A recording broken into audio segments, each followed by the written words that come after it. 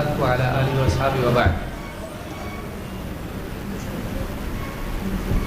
تمام تعریف اللہ رب العالمین کے لیے ہے جس نے اس دینی مجلس میں ہم سب کو شریک ہونے کی توفیق دی، اور ہمارے لیے ایک شرف اور سعادت کی چیز ہے کہ آج اس مجلس میں ہمارے درمیان شیخ انیس الرحمن آدمی حفظہ اللہ موجود ہیں،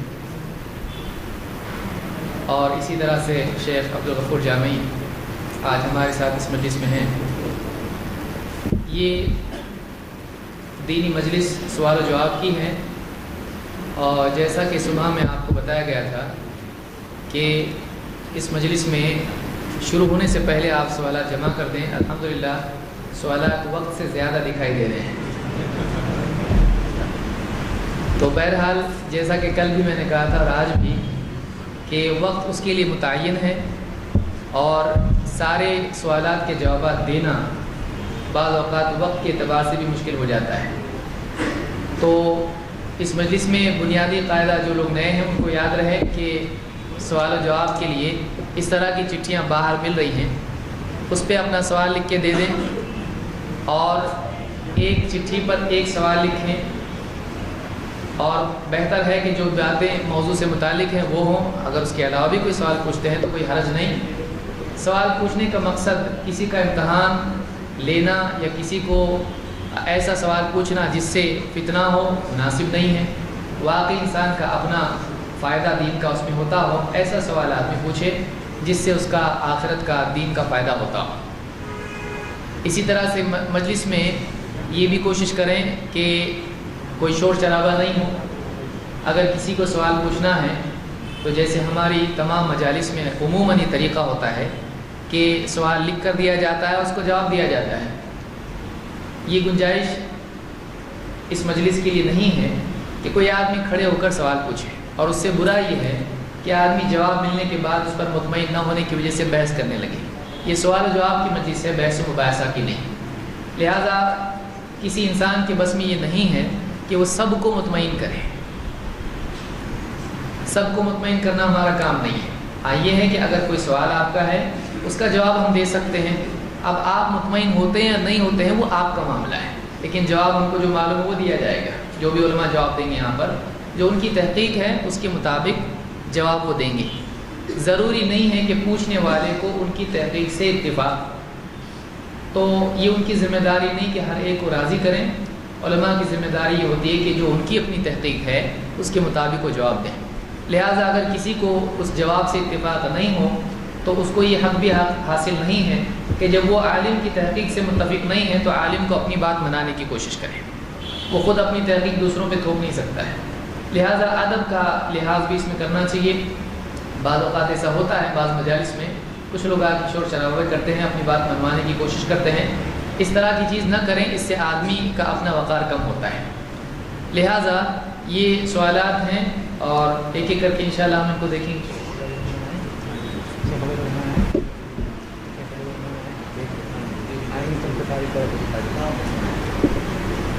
تو یہ سوالات ہیں۔ سوال ہے کہ جتنے بھی محدثین ہیں سبوں نے کسی نہ کسی یعنی 4 ائمہ اربعہ کی طرف نسبت کیے ہیں، ہم کیوں نہ کریں؟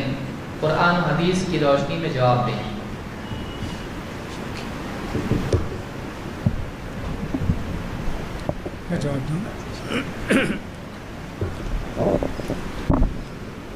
بسم اللہ الرحمن الرحیم وبہ نستعین سبحانک لا علم لنا الا ما علمتنا انک انت العلیم الحکیم رب اشرح لی صدری ویسر لی امری واحلل عقدۃ من لسانی یفقہوا قولی رب اغفر وارحم انت خیر الراحمین رب زدنی علما۔ پہلی بات تو جیسا ہمارے شیخ نے کہا کہ سوال جواب کی مجلس، اس کا ثبوت ہے کیا قرآن حدیث سے؟ وعظ کی مجلس ہوتی ہے، تقریر کی مجلس ہوتی ہے، بیان کی مجلس ہوتی ہے، سوال جواب کے لیے بھی مجلس رکھ سکتے ہیں کیا؟ نبی کریم صلی اللہ علیہ وسلم ایک مرتبہ تشریف فرما ہوئے اور صحابہ سے کہا سلونی ما شئتم، جو چاہے پوچھو جی، جو چاہے پوچھو میں بتاتا ہوں، جو اللہ نے مجھے بتایا بتاتا ہوں۔ بہرحال کو صحابہ نے سوال کیا، سالم رضی اللہ عنہ نے پوچھا کہ میرے والد کون ہے؟ کہا حذیفہ۔ اس طرح کے سوالات کچھ صحابہ نے کیے۔ ایک اور مرتبہ ایسے ہوا کہ اللہ کے رسول صلی اللہ علیہ وسلم نے کہا پوچھو، جو پوچھو گے میں بتاؤں گا جو اللہ مجھے بتایا ہے، خاموش رہے، کوئی کچھ نہیں بولے۔ اس کے بعد اچانک کچھ مجلس میں ایک آدمی آئے، ایک دم سفید لباس، کالے بال، صاف ستھرا لباس، جیسے ابھی نہا دھو کے آئے ہوں۔ مدینہ بہت بڑی بستی نہیں تھی، ایک دوسرے کو سب پہچانتے تھے، لیکن اس نو وارد کو کوئی نہیں پہچانے کون ہے بھائی یہ۔ اگر مدینے والے تھے تو ہم کو معلوم ہوتا، باہر سے آئے تو کپڑے میلے کچیلے ہوتے، بال بکھرے ہوتے، ایسے نہیں ہے نا۔ بیٹھے، اس کے بعد انہوں نے سوال کیا، ایمان کیا ہے، اسلام کیا ہے، احسان کیا ہے، قیامت کب ہے، یہ سب سوال کیے۔ اس کے بعد چلے گئے اٹھ کے۔ اللہ کے رسول صلی اللہ علیہ وسلم نے فرمایا بلاؤ جی ان کو بلاؤ۔ نکلے فوراً صحابہ، نہیں، غائب ہو گئے۔ اس کا حضرت عمر رضی اللہ تعالیٰ عنہ سے اللہ کے رسول صلی اللہ علیہ وسلم نے بعد میں پوچھا، اس دن ایک آدمی آئے تھے، معلوم کون تھے وہ؟ نہیں اللہ کے رسول معلوم نہیں نا، جبریل علیہ السلام آئے تھے جی۔ آپ لوگوں نے سوال نہیں کیا تو وہ آ کے ادب بتائے، سوال کیسے کیا جاتا ہے، سائل کو کیسے رہنا چاہیے، یہ سب بتا کے گئے وہ ایسے۔ تو سوال جواب کی مجلس کا ثبوت ہے حدیث کے اندر، تو کر سکتے ہیں۔ لیکن سوال جواب کس کا؟ قرآن مجید کے اندر ہے، فَاسْأَلُوا أَهْلَ الذِّكْرِ إِن كُنتُمْ لَا تَعْلَمُونَ۔ اہل مکہ کہتے تھے کہ رسول انسان نہیں ہو سکتا، کوئی دوسرا ہونا چاہیے۔ قرآن کہتا ہے یہ تم اہل کتاب کو مانتے ہو نا، یہودیوں کو، عیسائیوں کو، ان سے پوچھو کہ ان کے پاس جو پیغمبر آئے وہ انسان تھے کہ نہیں، تم کو نہیں نا معلوم ہے، جن کو معلوم ہے ان سے پوچھو۔ ایک مرتبہ ایسے ہوا کہ ایک لشکر بھیجا اللہ کے رسول صلی اللہ علیہ وسلم، چھوٹا سا۔ ان میں سے ایک آدمی کو رات میں ناپاکی ہو گئی، جنابت ہو گئی، سر بھی ان کا زخمی تھا۔ اب بہت بیچارے بہت پریشان ہوئے، کیسے نہائیں، کیا کریں، پانی ہے۔ پوچھا لوگوں سے، کیا جی نہانا کیا؟ ہاں، نہا کر نماز پڑھنا۔ نہائے اور ان کا انتقال بھی ہو گیا۔ زخم سب تازہ، اس پہ پانی گرے گا تو کیا ہوگا، بہرحال بیچارے۔ تو اللہ کے رسول صلی اللہ علیہ وسلم کے پاس یہ واقعہ آیا تو آپ نے فرمایا قتلہم اللہ، ان لوگوں نے ان کو ہلاک کیا، اللہ تعالیٰ ان کو برباد کرے۔ انما شفاء العی سوال، معلوم نہیں تو جن کو معلوم ہے ان سے پوچھنا چاہیے، یہ آپ نے فرمایا۔ لہذا سوال کر سکتے ہیں، معلوم نہیں تو سوال کرنا، معلوم ہے تو سوال نہیں کرنا۔ معلوم ہے پھر بھی سوال کرتے، جو بھی جواب دیجئے نہیں مانیں گے، سوال پر سوال کرتے جائیں گے اور جواب پر جواب سنتے جائیں گے، پھر بھی ان کے دل کو تسلی نہیں ہوگی۔ اس لیے کہ نادانی کا سوال نہیں ہو، وہ جہالت کا سوال ہے یا دانائی کا سوال ہے، جو دانائی عقل مندی کے معنی میں نہیں ہے، جان بوجھ کر آمدن کسی کو پریشان کرنے کے لیے سوال کرتے ہیں، ایسے نہیں ہونا چاہیے۔ کچھ لوگ اس لیے سوال کرتے ہیں کہ اپنا جو مخالف ہے اس کو نیچے دکھائیں۔ مثلاً کوئی آدمی مرغی کا بیپار کرتا ہے یا کوئی اس طرح ہے، اس کے متعلق ان کو کبھی پریشانی ہوئی، ناپ تول ٹھیک نہیں تھا، کچھ بھی، وہ رکھ کے جو ہے سوال کرتے ہیں، مرغی کا کاروبار کرنا مول صاحب ٹھیک ہے کیا، گوشت بیچ سکتے ہیں کیا، فلاں کر سکتے ہیں کیا، ان کا اشارہ ان کی طرف ہوتا ہے جو دکاندار ان کا مرغی کو گوشت دیے تھے۔ ایسے بھی بعض لوگ ہوتے ہیں، دوسروں کو پریشان کرنے کے لیے سوال کرتے ہیں۔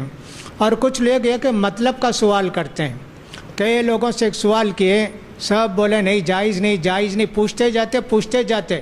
ایک جاہل سے پوچھے تو اس نے کہا ہاں جائز ہے جی، چلو ایک مولوی صاحب بول دیے، 10 مولوی صاحب کی بات نہیں لیے، ایک جاہل کی بات لے کے کہتے ہیں ہاں فلاں مولوی صاحب بولے جائز ہے، اور اسی پر عمل کرتے ہیں۔ گنجائش تلاش کرنے کے لیے اپنے حرام کو حلال بنا کے لینے کے بھی سوال کرتے ہیں، ایسا سوال کرنا بھی جائز نہیں ہے۔ مولوی صاحب کتنے پانی میں ہیں وہ دیکھنے کے لیے بھی کبھی سوال کرتے، ایسا سوال کریں گے مولوی صاحب کہیں معلوم نہیں بھائی، ہاں کہیں دیکھے سوال کیے پھنس گئے مولوی صاحب۔ جواب دینے والا حاضر رہتا ہے تو وہ بھی سوچ کے بتاتا ہے۔ ترکی کے اندر ایک صاحب تھے جوہا، ان سے آدمی نے سوال کیا، ایسا سوال کریں کہ جواب ہی نہ دے سکیں۔ کہا کہ مول صاحب دنیا کے بیچ کا حصہ بتائیے. اور بیچارے کیا جانے دنیا کا بیچ کا حصہ کیا ہے.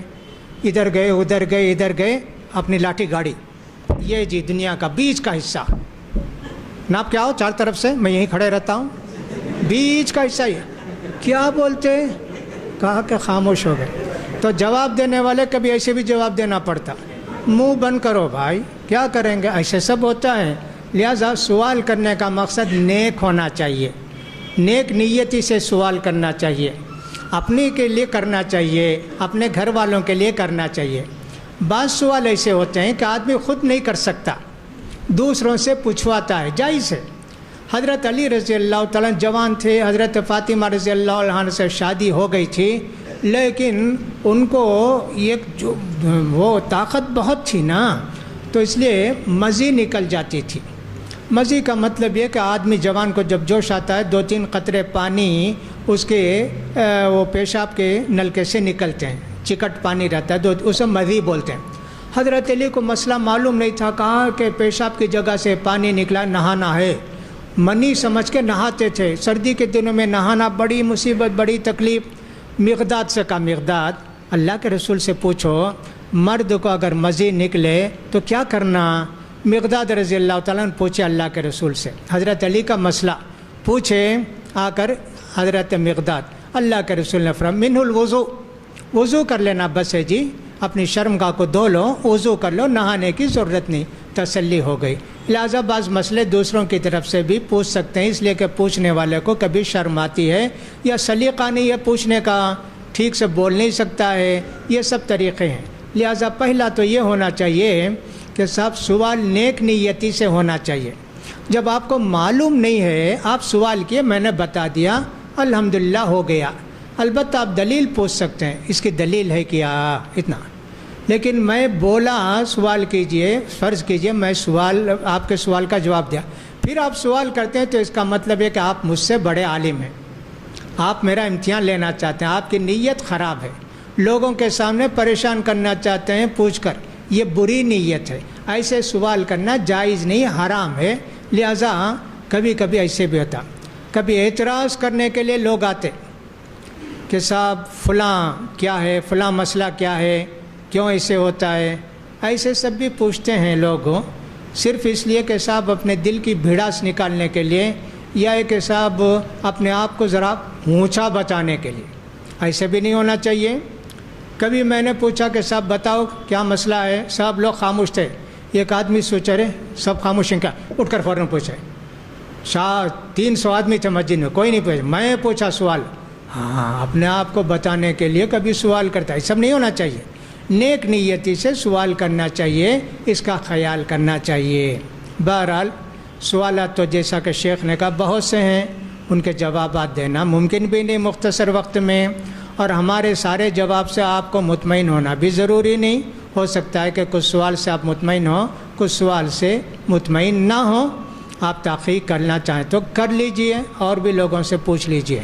جی ہاں, پہلا سوال تو بتاتے ہیں شیخ کہ سارے محدثین ائمہ اربعہ کے مسئلے کو لے کر کتاب لکھے, حدیث جمع کیے. اس طرح جتنے محدثین ہیں سبوں نے کسی نہ کسی 4 ائمہ اربعہ کی طرف نسبت کیے ہیں. ہم کیوں نہ کریں, قرآن و حدیث کی روشنی میں جواب دیں. بہرحال اردو کیسے بھی ان کی جواب تو بات تو سمجھ میں آ گئی. یہ بتائیں کہ کون سے محدث کے ساتھ حنفی, شافعی, حنبلی, مالک ہے. مالکی لکھے ہیں کیا کوئی؟ امام بخاری مالکی, امام مسلم شافعی. کوئی اپنے آپ کو شافعی حنفی کوئی بولے ہیں کیا؟ کس نے کہا کہ سارے محدثین ائمہ کی بات کو, اللہ کے رسول کی بات کو لے کر حدیث جمع کیے, ائمہ کے طرف نسبت کیے؟ ایسا تو کہیں نہیں نا, کبھی نہیں. امام بخاری رحمۃ اللہ علیہ کی کتاب دیکھ لیجئے بخاری, جو کچھ حدیث ہے انہوں نے جمع کی اور اس کو بتا دیا. اگر کبھی حدیث کے خلاف کسی کی بات معلوم تھی, نام نہیں لیے امام بخاری رحمۃ اللہ علیہ, بعض لوگوں نے ایسے کہا ہے ان کی بات حدیث کے خلاف ہے, اس طرح انہوں نے ذکر کیا. اگر 4 اماموں میں سے کسی کی طرف نسبت کرنا صحیح ہوتا تو خود امام کہتے نا ہماری طرف نسبت کرو جی آئندہ سے. ایسا بھی کہیں نہیں ہے.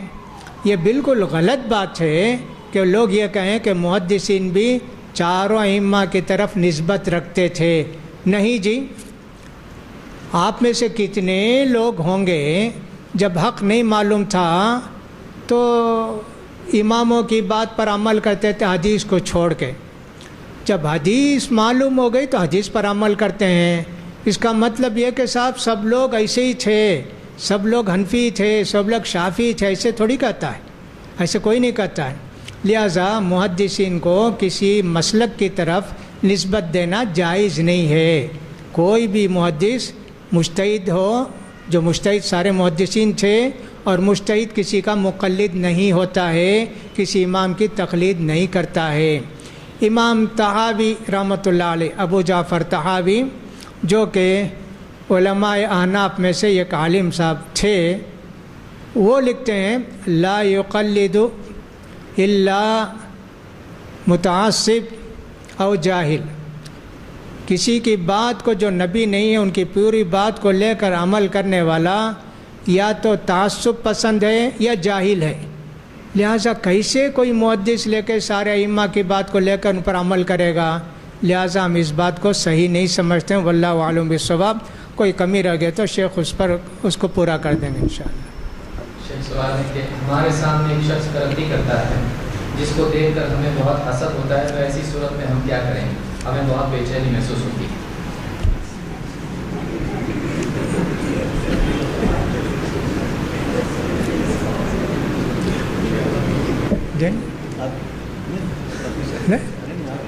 اللہ اکبر.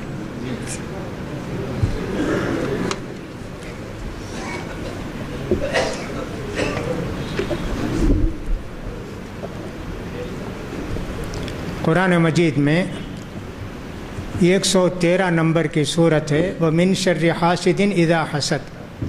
جب ہمارے دلوں میں حسد پیدا ہوتا ہے تو اس کا مطلب ہے کہ ہم سب شیطان کے بھائی ہیں. کسی کی ترقی دیکھ کر آدمی تکلیف محسوس کرتا ہے, کڑتا ہے, اور اس کی نعمت اور اس کی حیثیت ختم ہو جانے کی تمنا کرتا ہے, تو اس کو حسد کہتے ہیں. اور یہ بہت بری چیز ہے. اس سے پناہ, اللہ کی حفاظت, اللہ کی پناہ چاہنے کا قرآن مجید کے اندر حکم دیا گیا ہے. لہٰذا یہ شیطانی وسوسہ ہے جو آپ کے دل میں پیدا ہوتا ہے. لہٰذا آپ کیا کریں؟ آپ کو چاہیے کہ دعا زیادہ سے زیادہ کریں کہ اللہ تعالیٰ آپ کے دل کو صاف رکھے, کہ صاف نفاق سے, حسد سے اللہ آپ کے دل کو صاف رکھے. اور آپ اپنے آپ کو ذلیل کریں, ان سے جانا, ان سے ملنا, صاحب ان سے محبت کرنا, یہ سب طریقہ اپنائیں. ان کو راضی بھی کریں. اگر حسد کیے ہیں, کبھی بد دعا کیے ہیں, تو ان سے معافی بھی چاہیں. آدمی جب تک اپنے آپ کو ذلیل نہیں کرے گا, معمولی نہیں سمجھے گا, اس کا کبر غرور دور نہیں ہوتا ہے. یہ کبر کی علامت ہے. وہ بڑا کیوں بنا, میں بڑا کیوں نہ بنوں, وہ چھوٹا بن جائے. یہ دعا بھی معصور منقول کی جاتی ہے, اللہم اجعلنی فی عینی صغیرہ وفی عین الناس کبیرہ. اللہ مجھے اپنی نگاہوں میں چھوٹا رکھ, لوگوں کی نگاہوں میں مجھے بڑا بنا دے اللہ. ایسی بھی دعا ثابت ہے. لہٰذا آپ یہ بھائی علاج معلوم کرتے ہیں کہ صاحب میں حسد کا شکار ہوں, مجھے کیا کرنا چاہیے. بہت سارے لوگ ایسی رہتے تھے کہ صاحب اپنی جو کوتاہیاں غلطیاں ہوتی ان کو اپنے آپ کو, ایک تو دعا ہے اور دوسری بات یہ کہ اپنے آپ کو اتنا حقیر اور ذلیل اور کم کرے کہ سب کے سامنے اپنے آپ کو بے بس محسوس کرے, ان کا ضرورت مند سمجھے اور ان کے لیے دعا کرتا رہے. جب یہ وسوسہ آیا فوراً اللہ سے دعا, اللہ ان کو اور بھی نواز, اور بھی ان کو توفیق دے, اور بھی تیرے راستے میں خرچ کرنے کی توفیق دے. اس طرح کی دعا کرتا رہے تو شاید ان کا یہ مرض دور ہو. واللہ اعلم بالصواب. سوال ہے کہ کسی اسکالر کا منہج کلیئر ہونا جتنا ضروری ہے, ان سے علم لینے سے پہلے شیخ آئیں تو نیا سوال سے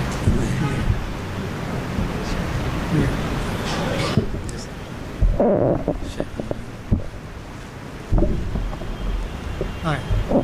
بتا سوال کسی اسکالر کا منہج کلیئر ہونا، کسی عالم کا منہج واضح ہونا کتنا ضروری ہے اس سے پہلے کہ اسے علم لیا جائے؟ السلام علیکم ورحمۃ اللہ وبرکاتہ۔ بسم اللہ، الحمدللہ والصلاۃ والسلام علی رسول اللہ، اما بعد۔ یہ سوال جو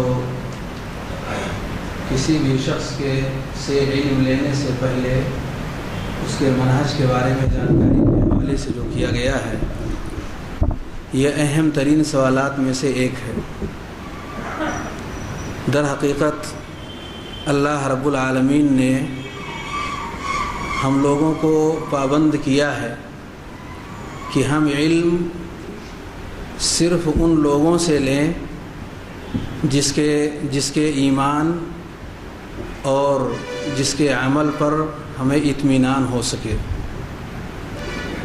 اس تعلق سے اگر غور کیا جائے تو اللہ رب العالمین نے پیارے نبی صلی اللہ علیہ وآلہ وسلم کو، جو کہ امی تھے، آپ کو علم دینے کے لیے اللہ رب العالمین نے جو انتظام فرمایا، اس کے لیے ایک ایسی شخصیت کو منتخب کیا جن کے بارے میں خود اللہ رب العالمین نے جن کا تزکیہ کرتے ہوئے کہا مطاع ثم امین، کہ وہ بڑے امانت دار ہیں، یعنی اپنی طرف سے کوئی چیز ملاتے نہیں ہیں، بالکل صاف اور ستھری چیزیں وہ دیتے ہیں۔ رب نے جو چیزیں دی ہیں اس کے وہ پابند ہیں۔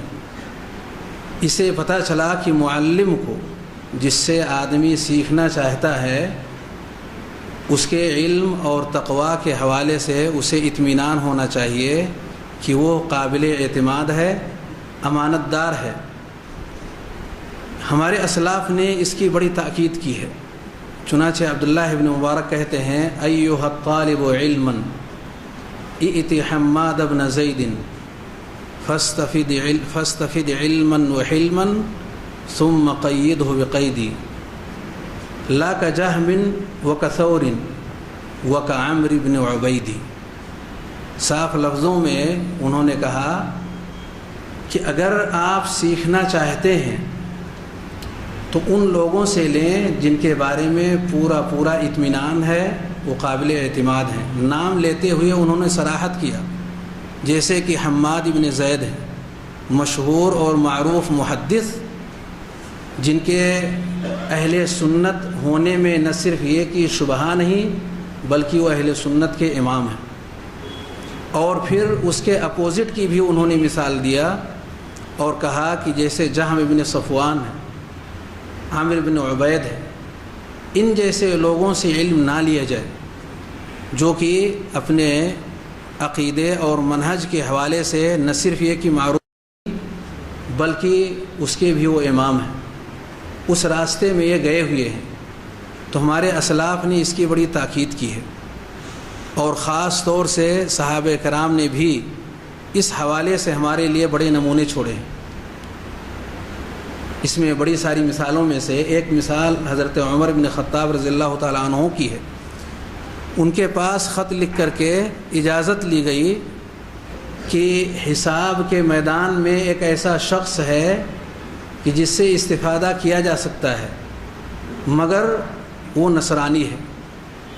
تو اس کے جواب میں عمر بن خطاب رضی اللہ تعالیٰ عنہ نے لکھا مات النصرانی والسلام، نصرانی مر گیا، اللہ پر سلامتی ہو۔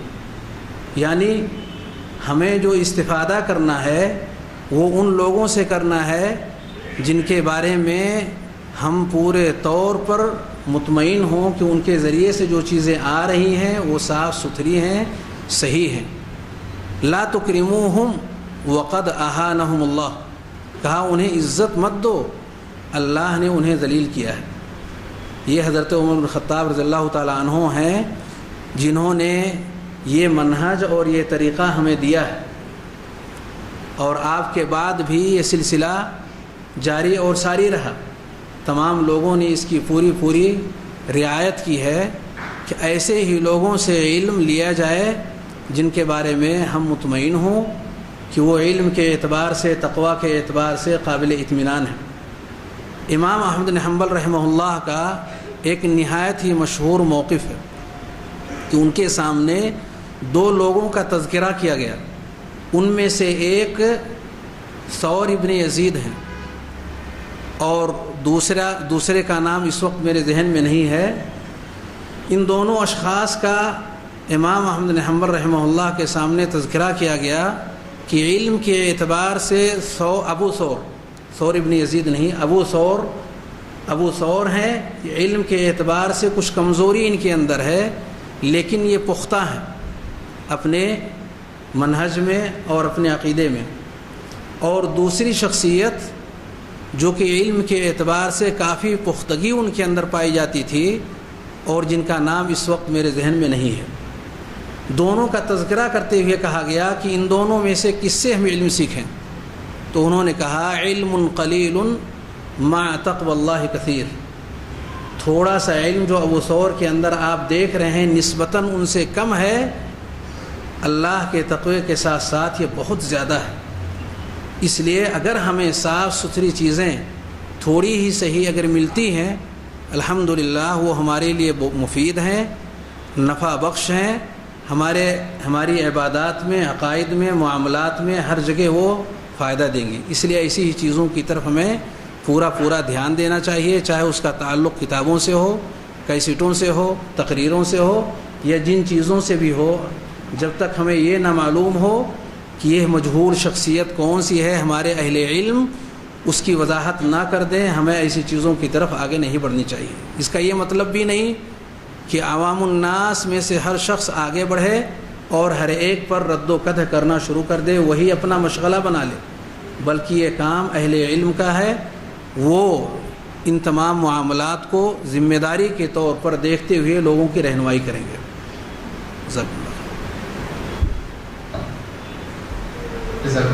ایک سوال ہے کہ کیا داڑھی رکھنا فرض ہے؟ کیا داڑھی رکھنا فرض ہے؟ میں مقدم کرتا ہوں شیخ خود سے۔ آپ کچھ کہیں نا، آپ کچھ کہیں۔ داڑھی رکھنے کے بارے میں حدیث میں اللہ کے نبی صلی اللہ علیہ وسلم نے فرمایا وعف اللحا، کہ داڑھی چھوڑ دو۔ بعض روایات میں وفر اللحا اور بعض میں ارخ اللحا وغیرہ کے الفاظ آئے ہیں، جن سے معلوم ہوتا ہے کہ داڑھی چھوڑنا، زیادہ کرنا، لٹکانا، یہ ساری چیزیں اللہ کے نبی صلی اللہ علیہ وسلم کا حکم ہے۔ اور یہ بات معلوم ہے کہ اللہ کے نبی صلی اللہ علیہ وسلم جس چیز کا حکم دے دیں وہ لازم ہو جاتا ہے، اس لیے کہ اللہ کے نبی صلی اللہ علیہ وسلم نے خود فرمایا تھا کہ لولا ان اشق علی امتی لامرتہم بالسواک عند کل صلاۃ، اگر مجھے امت پر مشقت کا خوف نہیں ہوتا تو میں انہیں ہر نماز کے وقت مسواک کا حکم دیتا۔ تو معلوم یہ ہوتا ہے کہ اللہ کے رسول صلی اللہ علیہ وسلم کسی چیز کا حکم دے دیں تو اس کا پورا کرنا لازم ہوتا ہے، اور اسی کو ہم فرض کہتے ہیں۔ احناف کے علاوہ کوئی یہ فرق نہیں کرتا ہے۔ عموماً حنفی حضرات کہتے ہیں کہ فرض اور واجب الگ ہے، لیکن ہمارے ہاں فرض اور واجب دونوں ایک ہوتے ہیں، اور جمہور محدثین اور علماء کے نزدیک یہی بات ہے۔ اس لیے داڑھی رکھنا بلکہ داڑھی چھوڑ دینا یہ لازم ہے، واجب ہے، اور اگر کوئی آدمی داڑھی کاٹتا ہے یا پوری طرح مونڈ دیتا ہے تو دونوں گناہ گار ہیں۔ اس میں اختلاف ہے علماء کا کہ ایک مشت کے بعد داڑھی کاٹی جائے یا چھوڑ دی جائے۔ بعض علماء اس طرف ہیں کہ عبداللہ بن عمر رضی اللہ عنہ کی طرح اس کو کاٹا جائے، لیکن وہ ہر حال میں کاٹنے کے قائل ہیں۔ لیکن بعض علماء نے کہا ہے کہ نہیں، اس کو حج اور عمرے میں کاٹا جا سکتا ہے، اور بعض علماء نے کہا ہے کہ نہیں، یہ بھی نہیں، بلکہ اس کو چھوڑ دینا ہی زیادہ صحیح ہے۔ تو اس اعتبار سے اختلاف علماء میں ہے، لیکن عام دنوں میں ایک مجھ سے کم کاٹنے کے اعتبار سے کسی بھی عالم کا قول اس میں نہیں ہے، جہاں تک کہ ہمارا علم ہے یہ چیز غلط ہے۔ اس لیے داڑھی چھوڑ دینا یہ چونکہ اللہ کے نبی صلی اللہ علیہ وسلم کا حکم ہے، اس لیے اس کی پابندی کرنا چاہیے اور داڑھی کاٹنا نہیں چاہیے۔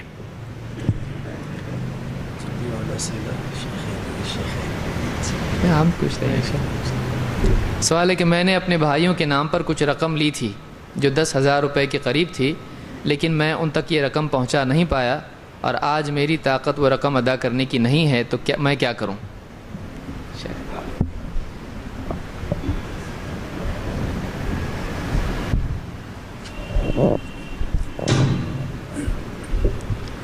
قرض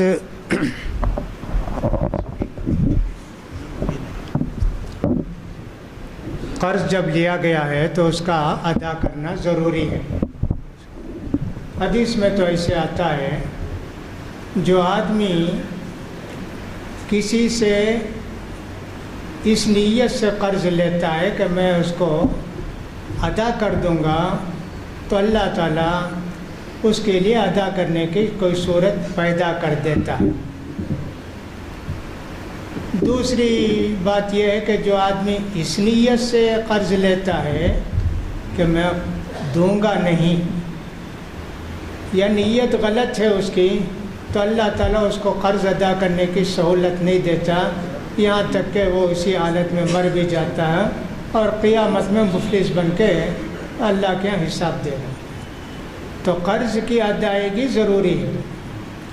آپ کے لیے ضروری ہے کہ آپ جن سے قرض لیے ہیں بار بار ان سے معذرت کریں اور اللہ سے دعا کریں۔ حضرت علی رضی اللہ تعالیٰ عنہ سے بھی حدیث آتی ہے کہ بہت قرض تھا ان پر، اللہ کے رسول صلی اللہ علیہ وسلم نے ان کو دعا سکھائی قرض ادا کرنے کی۔ کئی دعائیں ہیں تو پڑھتے رہے یہاں تک کہ ان کا قرض ادا ہو گیا۔ پہاڑ جیسے قرض تھے۔ کئی صحابہ کو اللہ کے رسول صلی اللہ علیہ وسلم نے قرض ادا کرنے کی دعا سکھائی ہے، لہٰذا دعا بھی کرتے رہیں اور ان سے مہلت بھی مانگتے رہیں۔ صحیح تھی نیت آپ کی اور دینے کی نیت اب بھی صحیح ہے، دعا بھی کرتے ہیں، اسی حال میں آپ کا انتقال ہو گیا تو پھر آپ کے بچوں کو چاہیے کہ ان کا قرض ادا کریں۔ اگر ان کی بھی حیثیت نہیں تو اللہ معاف کرے گا، لیکن قرض ادا کرنا بہت زیادہ ضروری ہے۔ مسلم شریف کی جو آخری حدیث ہے کتاب التفسیر سے پہلے، اس کے اندر ابو الیسر کی ایک لمبی حدیث آتی ہے، کئی واقعات ہیں۔ اس میں سے ایک واقعہ یہ ہے کہ ایک آدمی نے قرض لیا، ایک صحابی نے قرض لیا، سمجھے دینے کی سکت نہیں تھی ان کو، بار بار وعدہ کرتے وعدہ لیتے نہیں کر پاتے۔ آخر میں سوچا کہ صاحب سر چھپائیں ان سے، آمنا سامنا نہ ہو، راستہ ہی بدل دیے، نظر ہی نہیں آتے ان کو۔ یہ بھی کئی جگہ تلاش کیا، آخر ایک دن ان کے گھر پہنچے فجر کی نماز کے فوراً بعد، کہا کہ جی نکل کے آؤ، میں آپ کے گھر آ گیا ہوں۔ سمجھ گیا رہے یہاں بھی آ گئے بھائی یہ صاحب، جا کے اپنے چھپر کٹ پلنگ کے نیچے چھپ گئے، بیٹے سے بلا کے کہا بیٹے جا کے بتا دو ابا نہیں ہے، باہر گئے۔ ڈر کے مارے کہا، شرم کے مارے کہا، بیٹے نے آ کے کہا ابا جان پلنگ کے نیچے چھپ گئے ہیں اور مجھ سے بولے کہ جا کے بول دو باہر چلا گیا۔ کہے تمہارے بیٹے نے بتا دیا کہ تم پلنگ کے نیچے چھپے بیٹھے، آؤ نکل کے آؤ۔ اب کیا کرتے آئے؟ کہا کیا بات ہے؟ کہا ایسی صورت۔ کہا اچھا جب بھی سہولت ہوگی دے دینا، نہیں سہولت ہوگی تو میں معاف کر دوں گا، ایسے انہوں نے کہا۔ لہٰذا قرض ادا کرنے کی آپ کی نیت صحیح ہے، دعا بھی کرتے رہتے ہیں آپ اللہ مالک الملک کے ساتھ، انشاءاللہ اللہ آپ کے لیے صورت پیدا کرے گا۔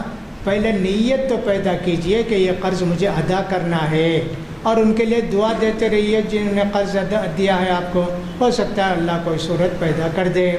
دوسری صورت یہ بھی ہو سکتی ہے کہ ان کا قرض لینے کے لیے اور ایک آدمی سے قرض لیا، ان کا قرض ادا کیا، ان سے قرض لے کے ان کا ادا کیا، یہاں تک کہ آپ کی سہولت ہو جائے۔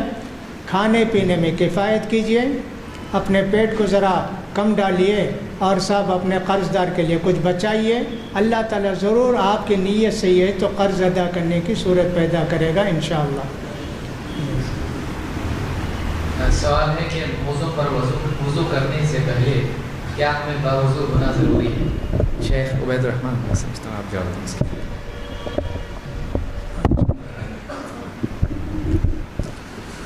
موزوں پر وضو کرنے کی، موزوں پر مسح کرنے کی اجازت شریعت نے دی ہے، مقیم کے لیے 1 دن 1 رات، اور مسافر کے لیے 3 دن اور 3 رات. لیکن اس کے لیے بنیادی شرط یہ ہے کہ موزہ جس وقت آدمی اپنے پیر میں ڈالے وہ باوضو ہو. باوضو ہونے کا مطلب یہ ہے کہ شروع کر کے مکمل کر چکا ہو، یعنی بایاں پیر دھل کے فارغ ہو چکا ہو، اس کے بعد وہ موزے پہنے.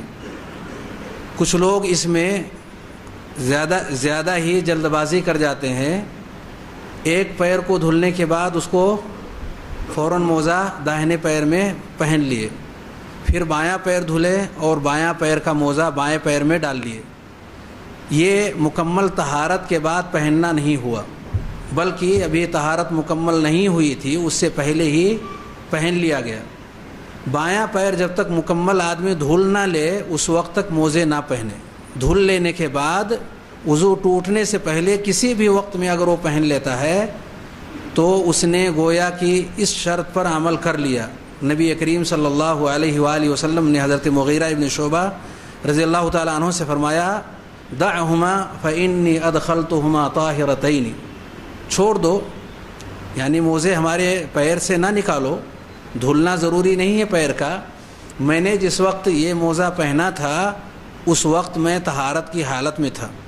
یعنی ایسی پوزیشن میں ہمارے لیے جائز ہے کہ ہم اس کے اوپر مسح کر لیں، دائیں ہاتھ کو دائیں پیر پر، بائیں ہاتھ کو بائیں پیر پر، یا ایک ہی ہاتھ سے دونوں پیر پر مسح کر لیں، کوئی حرج کی بات نہیں.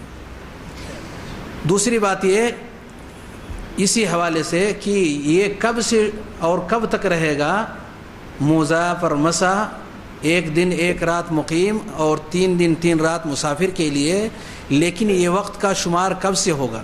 آیا جس وقت ہمارا وضو ٹوٹے گا اس وقت سے، یا جب پہلا مسح اس کے اوپر کریں گے؟ صحیح اور راجح یہی ہے کہ جس وقت ہم پہلا مسح اپنے موزے کے اوپر کریں اسی وقت سے شمار کیا جائے گا، یہاں تک کہ 24 گھنٹے ہو جائیں، یعنی 1 دن 1 رات مقیم اور 3 دن 3 رات مسافر کے لیے. سوال ہے کہ بسم اللہ نام رکھنا کیسا ہے؟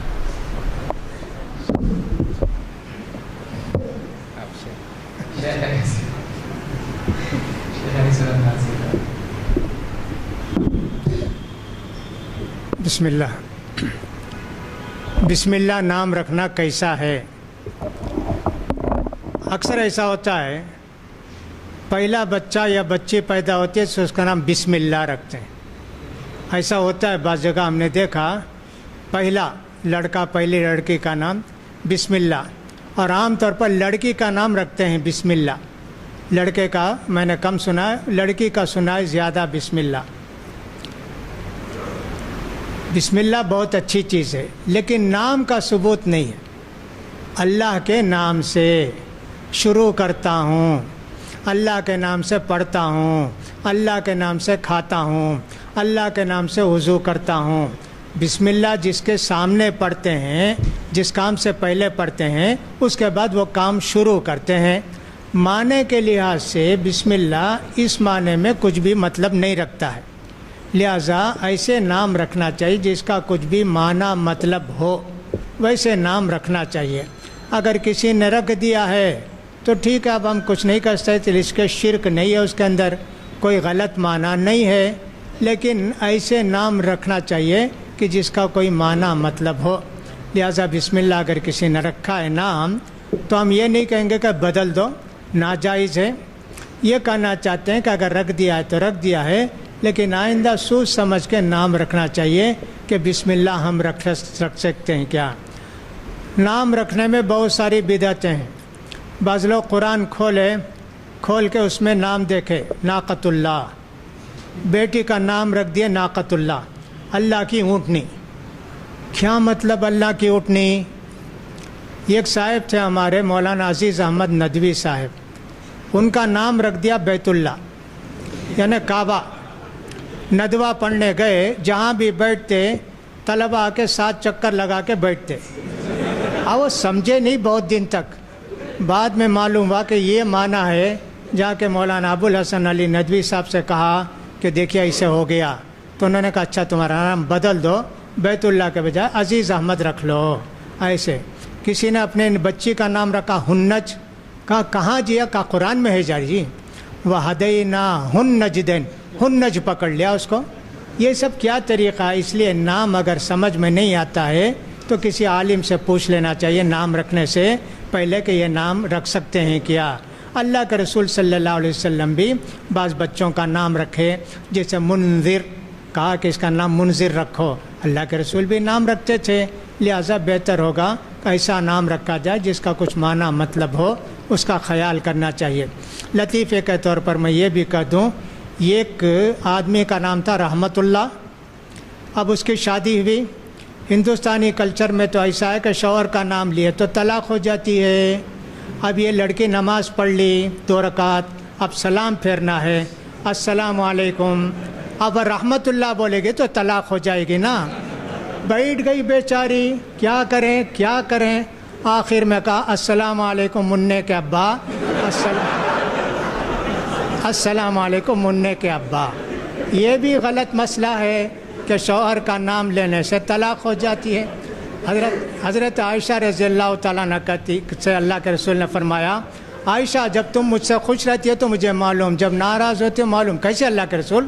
خوش رہتی ہے تو کہتے محمد کے رب کی قسم، اور جب ذرا ناراض ہوتی ہے تو کہ ابراہیم کے رب کی قسم. ٹھیک بولے اللہ کے رسول. حضرت عائشہ اپنے پیارے رسول کا نام اپنے شوہر کا نام لیتی تھیں. عمر میں کتنا فرق تھا، شوہر کا نام لینے سے نکاح نہیں ٹوٹتا ہے. غلط مسئلہ ہے، جاہلوں کا مسئلہ ہے. بہرحال نام رکھنے میں اچھے نام رکھیں تو بہتر ہے. اللہ توفیق دے. سوال ہے کہ سجدہ سہو کا طریقہ بتائیں. شیخ عبید الرحمن.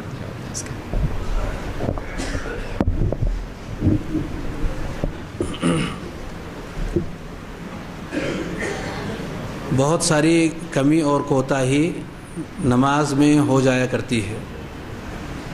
اگر کچھ ایسی کمیاں جس کا تعلق واجبات صلاۃ سے ہے، یعنی کچھ ایسے کام چھوٹ جائیں جو نماز کے اندر واجبات سے اہل علم نے شمار کیے ہیں، تو اس کے چھوٹنے پر سجدہ سہو ہے. مثال کے طور پر اگر کوئی شخص نماز پڑھ رہا ہے اور پہلے تشہد میں بیٹھنے کے بجائے وہ کھڑا ہو گیا، تو اب آخر میں سلام پھیرنے سے پہلے 2 سجدہ کر لے، جسے سجدہ سہو کہتے ہیں. یا اسی طریقے سے جو بھی تکبیرات الانتقال ہیں، یہ سارے کے سارے واجبات ہیں. ان میں سے بھی کوئی اگر چھوٹ جا رہا ہے تو اس موقع پر سلام پھیرنے سے پہلے 2 سجدہ کر لیا جائے. سجدہ سہو اس طرح کی چیزوں پر ہیں، اور کبھی کبھار کچھ چیزیں زیادہ ہو جاتی ہیں، کبھی کچھ چیزیں کم ہو جاتی ہیں. ایسے میں کب ہمیں سلام سے پہلے سجدہ کرنا ہے اور کب سلام کے بعد سجدہ کرنا ہے، اہل علم نے ذکر کیا. خاص طور سے صحیح مسلم کے اندر جو احادیث امام مسلم رحمۃ اللہ علیہ نے ذکر کی ہیں سجدہ سہو کے ابواب میں، اس کو سامنے رکھتے ہوئے یہ بات واضح ہوتی ہے کہ کل 4 حالتیں کسی بھی انسان کی ہوتی ہیں. پہلی حالت یہ ہوتی ہے کہ کچھ کمی اور کوتاہی ہو جائے، کچھ کمی اور کوتاہی ہو جائے، جیسا کہ ابھی مثال میں پیش کیا گیا. تو اگر کمی اور کوتاہی ہو جاتی ہے تو سلام پھیرنے سے پہلے سجدہ کر لیا جائے. اور اگر کمی کے بجائے زیادتی ہو جائے، جیسے 4 رکعت پڑھنے کے بجائے 5 رکعت پڑھ لے، زیادتی ہو گئی، اور نبی کریم صلی اللہ علیہ وسلم نے بھی ایک بار 5 رکعت پڑھ لی تھی، تو ایسے میں سلام پھیر لینے کے بعد اللہ اکبر کہے اور 2 سجدہ کر کے بغیر تشہد کے دوسری بار سلام پھیر لے. یہ 2 حالتیں ہوئی. تیسری حالت ہے جس کو ہم کہتے ہیں بھول جانا، کہ آدمی نماز میں بھول چوک کا بھی شکار ہوتا ہے، کہ کبھی کبھار ہمیں یہ یاد نہیں رہتا کہ ہم نے 2 رکعت نماز پڑھی یا 3 رکعت پڑھی. اس طرح کی اگر بھول چوک کا اندیشہ ہو تو اس کی 2 شکل ہے. ایک شکل تو یہ ہے کہ اسے کچھ بھی پتہ نہیں کہ 3 پڑھا یا 2 پڑھا، کچھ بھی ذہن کے اندر بات نہیں آ رہی ہے، ایسے میں نبی کریم صلی اللہ علیہ وسلم نے ہمیں جو رہنمائی فرمائی کہ ہم دو حالتوں میں سے جو کمتر والی حالت ہے، یعنی 2 اور 3 میں اگر شبہ ہو رہا ہے تو ہم 2 پر اعتماد کرتے ہوئے 2 رکعت مانیں اور سلام پھیرنے سے پہلے 2 سجدہ کر لیں۔ یعنی اگر کسی انسان کو ٹھیک طریقے سے یاد نہیں کہ 2 رکعت اس نے پڑھی یا 3 رکعت پڑھی، شبہ ہو رہا ہے اور شبہ اس کا اتنا پختہ ہے کہ اسے 2 اور 3 میں فیصلہ نہیں ہو پا رہا ہے، تو 2 کو مان کر کے اور رکعات کو مکمل کرے گا اور سلام پھیرنے سے پہلے 2 سجدہ کر لے گا۔ لیکن اگر شبہ ایسا ہے کہ وہ فیصلہ لے سکتا ہے، کسی نہ کسی حق میں فیصلہ اس کا جا سکتا ہے، ظن غالب اس کا آ سکتا ہے کہ کم ہے یا زیادہ ہے، تو جو بھی اس کا ظن غالب ہو، یعنی ذہن کا میلان جس طرف زیادہ ہو کہ 2 رکعت کی طرف زیادہ ہے تو 2 تسلیم کر لے، 3 رکعت کی طرف ذہن زیادہ مائل ہے تو 3 کو مان لے اور اسی پر نماز کو مکمل کرے اور سلام پھیرنے کے بعد 2 سجدہ کر لے۔ یعنی اس شکل میں جب وہ کچھ ڈیسیزن لے سکتا ہو تو ایسے میں سلام پھیرنے کے بعد اسے 2 سجدہ کرنا ہے۔ یہ کل 4 حالتیں ہیں جو اہل علم نے ذکر کی ہیں، ان تمام احادیث کی روشنی میں جو اس تعلق سے ذکر کی گئی ہیں، ہمیں اسی طریقے سے سجدہ سہو کرنا چاہیے۔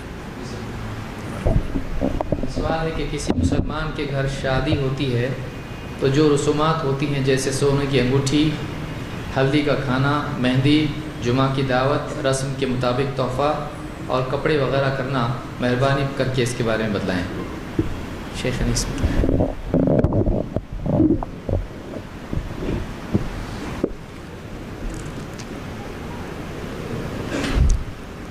بسم اللہ الرحمن الرحیم۔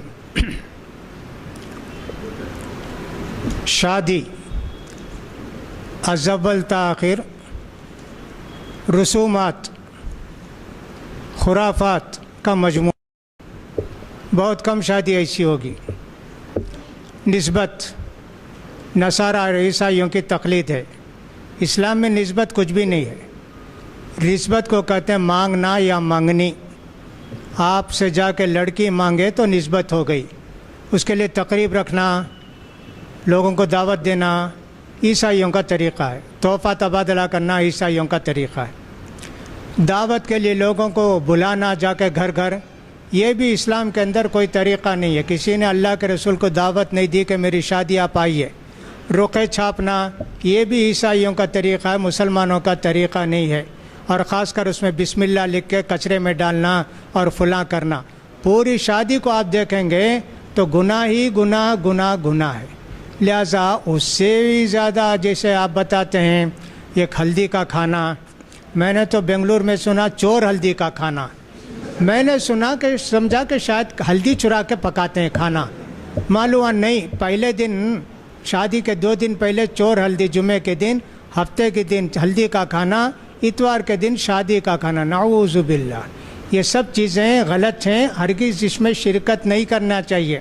اللہ کو راضی کرنا ہے تو بندوں کے غلط کاموں کو غلط بتانا ہوگا اور غلط کاموں میں شرکت نہیں کرنا۔ اس لیے شادی کے مسئلے میں مسلمان تباہ و برباد ہیں آج، لہذا شادی جتنی سادہ ہو اللہ کو اتنی زیادہ پسند ہے، لہذا سادہ شادی کرنا اچھا ہے، رسم و رواج سے خالی ہو، ایسی کوئی چیز نہیں کرنی چاہیے۔ لہذا جو لوگ یہ پوچھتے ہیں کہ صاحب ایسی سب رسمیں ہیں وہاں جا سکتے ہیں، فلاں کر سکتے ہیں کیا، تو نہیں جانا چاہیے۔ بعض مرتبہ مصیبت کھڑی ہو جاتی ہے کہ صاحب ذرا رشتہ دونوں طرف سے ہو گیا، لڑکا یا لڑکی اہل حدیث اور دوسرے حنفی یا بدعتی، اب وہ دعوت دیتے ہیں ہمارے ہاں فلاں کی دعوت ہے، نہیں جائیں گے تو لڑکی پر، ہماری بیٹی پر مصیبت آئے گی، تمہارے والد کو بلایا نہیں آئے، لڑکی کو ڈانٹتے ہیں، مارتے ہیں، پیٹتے ہیں، بلکہ لڑکے سے بھی کہ طلاق دو اس کو، ایسے بھی ہوتا ہے۔ لیکن ایک مرد مومن ان سب سے ڈرتا نہیں ہے، ساتھ نہیں دیتا ہے، اللہ کو راضی کرتا ہے، اللہ کو جب راضی کرے گا تو اللہ تعالیٰ بندوں کو راضی کرے گا۔ لہٰذا بدعت اور خرافات میں اس ڈر سے شرکت کرنا کہ اگر ہم شرکت نہیں کریں گے تو اس کے نتیجے میں کوئی مصیبت آئے گی، پریشانی آئے گی، یہ گویا تقدیر کا انکار ہے۔ لہٰذا مسلمان کو چاہیے حکمت کے ساتھ اس رسم میں نہ جائے اور ان کو ٹھیک کرنے کی، درست کرنے کی کوشش کرے۔ ایسے رسموں میں شرکت کسی بھی حالت میں جائز نہیں ہے۔ واللہ عالم بالصواب۔ شیخ سوال ہے کہ اللہ سارے صحابہ سے جب راضی ہو گیا تو کیا صحابی بھی بدعتی ہو سکتے ہیں؟ تو وہ کون سے صحابی تھے جنہوں نے بدعت گھڑی؟ کیا کوئی صحابی دوزخی بھی ہو سکتا ہے؟ اور تراویح کو حضرت عمر رضی اللہ عنہ نے پھر اچھی بدعت کیوں کہا؟ شیخ عبید الرحمن اس کا جواب ہے۔ ورقہ ہندی میں ہے، آپ تو ہندی پڑھتے ہیں نا؟ اچھا ہندی، اچھا تراویح کی ہے۔ دیکھیے بدعت کا پہلے معنی اور مفہوم اگر ہمارے ذہن میں رہے تو جو سوال میں ذکر کیا گیا ہے اس کی وضاحت میں ہمیں مدد ملے۔ بدعت لغت میں کہتے ہیں کسی چیز کو بغیر کسی مثال کے، یعنی پہلے کوئی نمونہ نہ ہو، کوئی مثال نہ ہو، اور اس چیز کو تعمیر کر دینا، اس چیز کو بنا دینا، اس چیز کو ایجاد کر دینا بغیر کسی مثال کے۔ یہ عربی زبان کے اندر بدعت کا معنی اور مفہوم ہے، یعنی جس کی پہلے کوئی مثال نہ ہو، کوئی نمونہ نہ ہو، اس کو بنا دیا جائے تو وہ بدعت کہلاتی ہے۔ ہر وہ چیز جو بغیر کسی مثال کے بنی، اللہ رب العالمین نے آسمان بنایا، زمین بنائی، انسان بنایا، جو کچھ بھی اللہ رب العالمین نے بنایا، یہ ساری کی ساری چیزیں عربی زبان کے اعتبار سے بدعت کہلاتی ہیں۔ اور آج کے دور میں جو بھی چیزیں آ رہی ہیں پہلے اس کے نمونے نہیں تھے، یہ پنکھے ہیں، یہ لائٹ ہے، یہ اس طرح کے ہمارے سامنے اس وقت مائکرو فون رکھا ہوا ہے، بہت ساری ایسی چیزیں ہیں جس کی پہلے سے کوئی مثال نہیں تھی، ان سب کو عربی زبان کے اعتبار سے بدعت کہا جائے گا۔ لیکن شریعت میں بدعت کسے کہتے ہیں؟ بدعت وہ ہے جس کی کوئی اصل دین میں نہ ہو، دین کے اندر کوئی اصل اور بنیاد نہ ہو، اور دین سمجھ کر کے رب کا تقرب حاصل کرنے کے لیے، نزدیکی حاصل کرنے کے لیے اسے کیا جائے، ثواب سمجھتے ہوئے اس کام کو انجام دیا جائے، وہ کام شریعت کی اصطلاح میں بدعت کہلاتا ہے۔ اور جو بھی بدعات ہیں ان میں صرف ایک ہی نام اس کا دیا گیا ہے کہ وہ بدعت ہے، اور ہر بدعت گمراہی ہے۔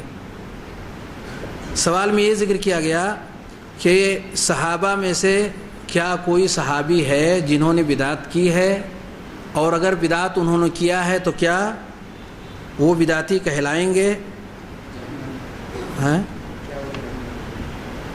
کیا وہ جہنمی ہوں گے وغیرہ وغیرہ، اس طرح کی جو باتیں کہی گئی ہیں صحابی کے حوالے سے۔ ہمیں سارے صحابہ کے بارے میں یہ عقیدہ پہلے ذہن میں رکھنا ہوگا کہ اللہ رب العالمین ہی نے صحابہ کے بارے میں کہا رضی اللہ عنہم ورضوا عنہ، کہ اللہ ان سے راضی ہوا اور وہ اللہ سے راضی ہوئے۔ سورہ حدید میں اللہ رب العالمین نے فرمایا لا يستوی منکم من انفق من قبل الفتح وقاتل اولئک اعظم درجة من الذین انفقوا من بعد وقاتلوا وکلا وعد اللہ الحسنى۔ فتح مکہ سے پہلے جنہوں نے نیکیاں کی ہیں، طرح طرح کی نیکیاں، چاہے وہ قتال سے متعلق ہوں یا اور دیگر ابواب سے متعلق ہوں، وہ نیکیاں جو فتح مکہ سے پہلے کی گئی ہیں ان نیکیوں کے برابر وہ نیکیاں نہیں ہو سکتی جو فتح مکہ کے بعد کی گئی ہیں، دونوں درجے کے اعتبار سے برابر نہیں ہیں۔ لیکن جو لوگ بھی فتح مکہ سے پہلے یا فتح مکہ کے بعد ایمان کے راستے پر آئے اور اچھے کام کیے، اللہ رب العالمین نے ان سے اچھائی کا وعدہ کیا۔ حسنہ کی تفسیر کرتے ہوئے صحابہ نے اس کی تفسیر میں ذکر کیا کہ حسنہ سے مراد جنت، یعنی ہر ایک سے اللہ رب العالمین نے، اگر وہ صحابی ہے یعنی نبی کریم صلی اللہ علیہ وآلہ وسلم پر ان کا ایمان ہے، ایمان لائے، آپ سے ملاقات ہوئی ایمان کی حالت میں، اور ایمان ہی کی حالت میں وہ دنیا سے گئے، یعنی وہ صحابی اگر رہے پوری زندگی اور صحابیت ہی پر ان کا انتقال ہوا، ان کی موت آئی، تو وہ شخص جنتی ہے، ان کے جنتی ہونے میں کوئی شبہ نہیں۔ لیکن آیا کہ اگر ان سے کچھ ایسے کام جو شریعت سے ثابت نہیں ہیں انہوں نے کیا ہو، اسے بدعت کہا جا سکتا ہو، یعنی ان سے بدعت کا صدور ہوا ہو، یہ ممکن ہے؟ ممکن ہے۔ کسی بھی صحابی سے کوئی ایسا کام جس کی کوئی بنیاد نہ ہو، انہیں جانکاری نہ ہو، اور اس کام کو انہوں نے کیا ہو، یہ ممکن ہے کہ انہوں نے اس کام کو کیا ہو اچھا سمجھتے ہوئے، بہتر سمجھتے ہوئے، لیکن کسی ایک کام کے کرنے یا چند کاموں کے کرنے کی وجہ سے کسی شخص کو بدعتی نہیں کہا جائے گا۔ بدعتی اس شخص کو کہا جاتا ہے جو جان بوجھ کر کے کسی کام کو کرے اور اس کے باوجود کہ اسے بتایا جائے، اسے سمجھایا جائے، اسے جانکاری ہو جائے، وہ اس پر قائم رہے۔ ایسا شخص جس پر حجت تمام ہو جائے، کلیئر ہو جائے، واضح ہو جائے، وہ اس پر قائم رہے، ایسا شخص بدعتی کہلاتا ہے۔ اور یہ کیفیت کسی بھی صحابی کے حوالے سے نہیں کہی جا سکتی، نہ ہی آئی ہے، امر واقع میں یہ چیز ہوئی ہی نہیں۔ لے دے کر کے یہ معاملہ حضرت عمر رضی اللہ تعالیٰ عنہ کے حوالے سے بیان کیا جاتا ہے کہ انہوں نے ایک کام کے حوالے سے جو انہوں نے اپنے دور میں کیا تھا، یعنی تراویح کے حوالے سے، نعمت البدعۃ ھذہ، کہ یہ کتنی اچھی بدعت ہے جو اس وقت ہم اپنی نگاہوں سے دیکھ رہے ہیں۔ حضرت عمر رضی اللہ تعالیٰ عنہ نے سارے لوگوں کو جو اکیلے میں یا چند لوگ ایک امام کے پیچھے مختلف ٹکڑیوں میں بٹ کر الگ الگ نمازیں ادا کر رہے تھے، ایک امام کے پیچھے کر کے جو منظر انہوں نے دیکھا، اس منظر کی تعریف کرتے ہوئے انہوں نے یہ بات کہی کہ کتنا بہترین اور خوبصورت منظر ہے جو ہم اپنی نگاہوں سے دیکھ رہے ہیں، نعمت البدعۃ ھذہ۔ تو کیا یہ وہی بدعت ہے جو شرعی اصطلاح میں جسے بدعت کہی جاتی ہے؟ نہیں، یہ تو وہ کام ہے جو نبی کریم صلی اللہ علیہ وسلم نے اپنے زمانے میں کیا تھا، جس کی اصل اور بنیاد خود نبی کریم صلی اللہ علیہ وسلم نے فراہم کی تھی۔ آپ نے یہ نماز 3 دن تک مسلسل ادا کی تھی جماعت کے ساتھ اسی مسجد کے اندر جسے مسجد نبوی کہتے ہیں۔ جب کسی چیز کا ثبوت نبی کریم صلی اللہ علیہ وسلم سے ہو گیا، وہ چاہے ایک ہی بار کیوں نہ صحیح، وہ معاملہ بدعت کے دائرے میں نہیں آتا، اس لیے کہ اس کی اصل موجود ہے نبی کریم صلی اللہ علیہ وسلم کے حوالے سے، وہ بدعت کے دائرے سے خارج ہو گیا۔ پھر یہ لغوی اعتبار سے بدعت ہے کہ آج جو ہم دیکھ رہے ہیں یہ حضرت ابوبکر کے زمانے میں نہیں تھا، نبی کریم صلی اللہ علیہ وسلم کے زمانے میں نہیں تھا سوائے ان 3 دنوں کے۔ تو اس اعتبار سے یہ کہا جا سکتا ہے کہ یہ لغوی اعتبار سے حضرت عمر رضی اللہ تعالیٰ عنہ نے اسے بدعت کہا، مگر یاد رہے کہ انہوں نے حضرت عمر رضی اللہ تعالیٰ عنہ نے لوگوں کو 8 رکعت تراویح پر اکٹھا کیا تھا، جیسا کہ موطا کی روایت ہے۔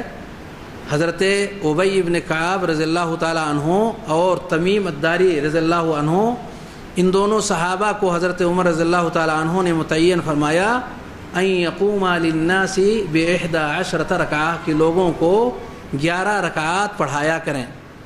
یہ روایت موطا کی ہے، صحیح سند کے ساتھ میں ثابت ہے۔ امام مالک نے اپنے استاد سے، اور انہوں نے ایک صحابی ہیں صاحب بن یزید رضی اللہ تعالیٰ عنہ سے، انہوں نے یہ واقعہ نقل کیا ہے۔ وہ بیچ میں جو واسطہ ہیں ان کے بارے میں بھی اہل علم نے، خاص طور سے حافظ ابن حجر نے ثقۃ ثبت کہا ہے، یعنی وہ بالکل صحیح سند کے ساتھ میں یہ واقعہ موطا کے اندر موجود ہے۔ مگر اسی میں ایک اور روایت بھی ذکر کی گئی ہے کہ حضرت عمر رضی اللہ تعالیٰ عنہ نے لوگوں کو 20 رکعت پر، 23 رکعت پر ان کے زمانے میں لوگ پڑھتے تھے۔ حضرت عمر رضی اللہ تعالیٰ عنہ کے زمانے میں یزید بن خصیفہ یہ روایت کرتے ہیں کہ 20 رکعت حضرت عمر کے زمانے میں لوگ پڑھتے تھے، مگر یہ منقطع روایت ہے، یہ صحیح سند کے ساتھ یہ ثابت نہیں ہے کہ اس پر اعتماد کیا جا سکے۔ یقیناً حضرت عمر نے لوگوں کو اکٹھا کیا، یہ نبی کریم صلی اللہ علیہ وسلم کی سنت تھی، انہوں نے زندہ کیا، یہ سنت مبارک ہے، زندہ رہنی چاہیے، اس پر عمل ہونا چاہیے۔ لیکن جو انہوں نے کیا، امر واقع یہ ہے کہ انہوں نے 11 رکعات پر لوگوں کو اکٹھا کیا تھا۔ 20 کے حوالے سے جو بھی روایات ذکر کی جاتی ہیں، ایک بھی روایت اس میں ایسی نہیں ہے جو قابل اعتماد ہو۔ یزید بن رومان کی روایت یہ منقطع ہے، قابل اعتماد نہیں ہے، جو امام مالک رحمۃ اللہ علیہ نے ذکر کی۔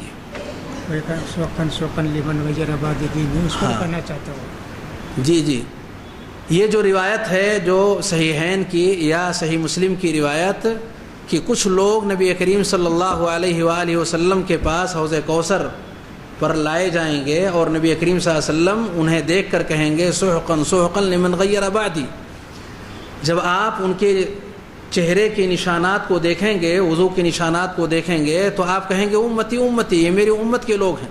یا بعض روایات کے اندر ہیں اصحابی اصحابی، یہ میرے وہ ساتھی ہیں۔ تو کہا جائے گا سحقا سحقا لمن غیر بعدی، جب بتایا جائے گا کہ یہ وہ لوگ ہیں جنہوں نے آپ کے بعد چینج کر دیا تھا، یعنی اس پر قائم نہیں رہ سکے تھے، پھر آپ یہ بددعا کریں گے کہ سحقا سحقا، دوری ہے ان لوگوں کے لیے جنہوں نے میرے بعد میری شریعت کو چینج کیا۔ اب یہ کس نوعیت کی چینجنگ تھی؟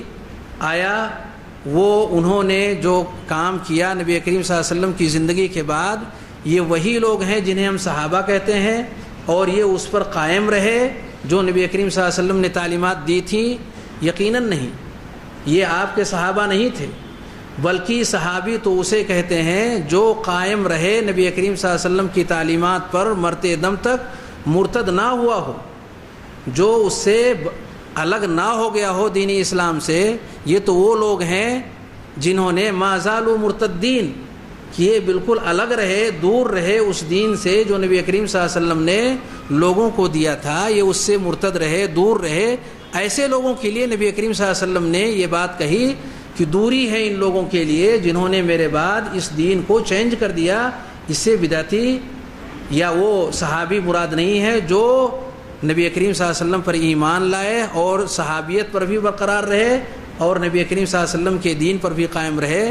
اس سے وہ بدعت مراد نہیں ہے، بلکہ اس سے ارتداد مراد ہے کہ یہ لوگ مرتد ہو گئے تھے اور نبی کریم صلی اللہ علیہ وسلم کی ان تعلیمات پر قائم نہیں رہے تھے۔ سوال ہے کہ اگر بیماری کی وجہ سے بار بار پیشاب کے قطرے بدن پہ لگتے ہوں اور وضو ٹوٹتا ہو تو کیا کیا جائے؟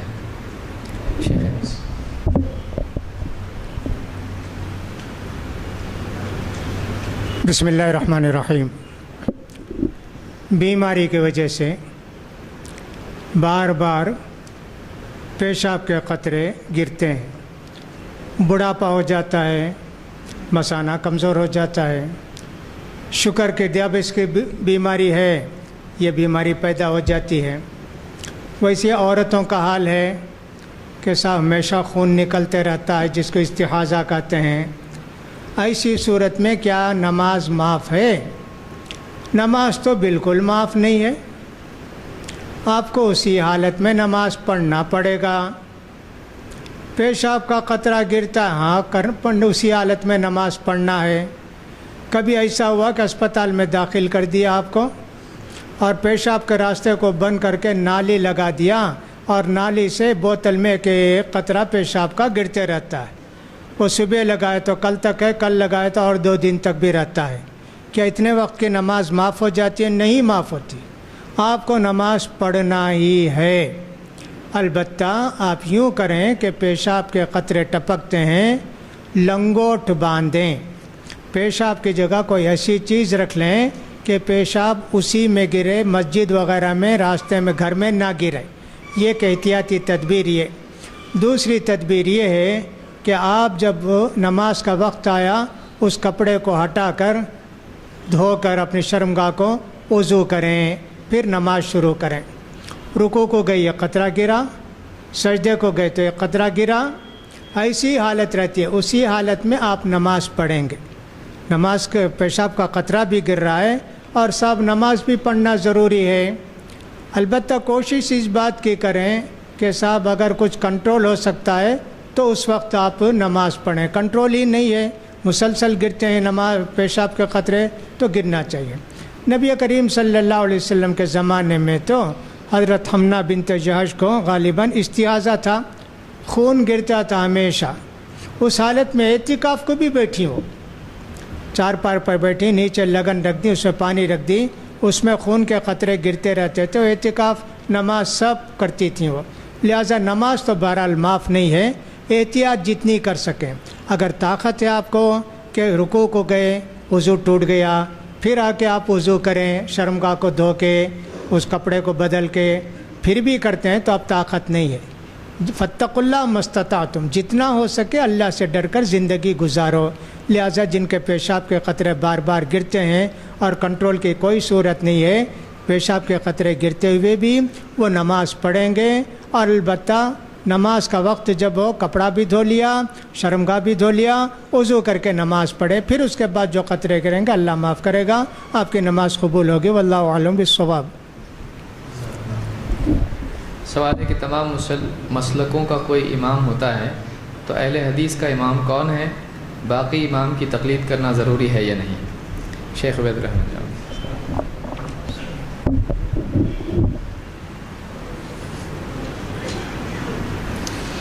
امام ہر مسلک کا ہے، اہل حدیثوں کا بھی الحمدللہ امام ہے، اور وہ امام وہ ہیں جنہیں امام الانبیاء کہتے ہیں، تمام انبیاء کے سردار ہیں جناب محمد رسول اللہ صلی اللہ علیہ وآلہ وسلم۔ اگر امام ہی کی بات ہے تو آپ کی امامت پر کوئی شبہ نہیں ہے، کسی بھی مسلمان کو کوئی شک نہیں ہے، آپ نے تمام انبیاء کی امامت کرائی ہے، اس پر بھی شبہ نہیں ہے۔ تو آپ نہ صرف اس امتیوں کے سارے لوگوں کے امام ہیں بلکہ سارے انبیاء کے بھی آپ امام ہیں اور سید الانبیاء ہیں۔ اس لیے اہل حدیثوں کے حوالے سے یہ بات بالکل واضح ہے کہ ان کا امام سید الانبیاء ہیں جناب محمد رسول اللہ صلی اللہ علیہ وآلہ وسلم۔ باقی لوگوں کے جو ائمہ ہیں، میں یہ نہیں کہتا ہوں کہ ان ائمہ کو امام نہیں ماننا ہے، بلکہ اہل حدیث بھی ان سارے اماموں کو امام ہی مانتا ہے۔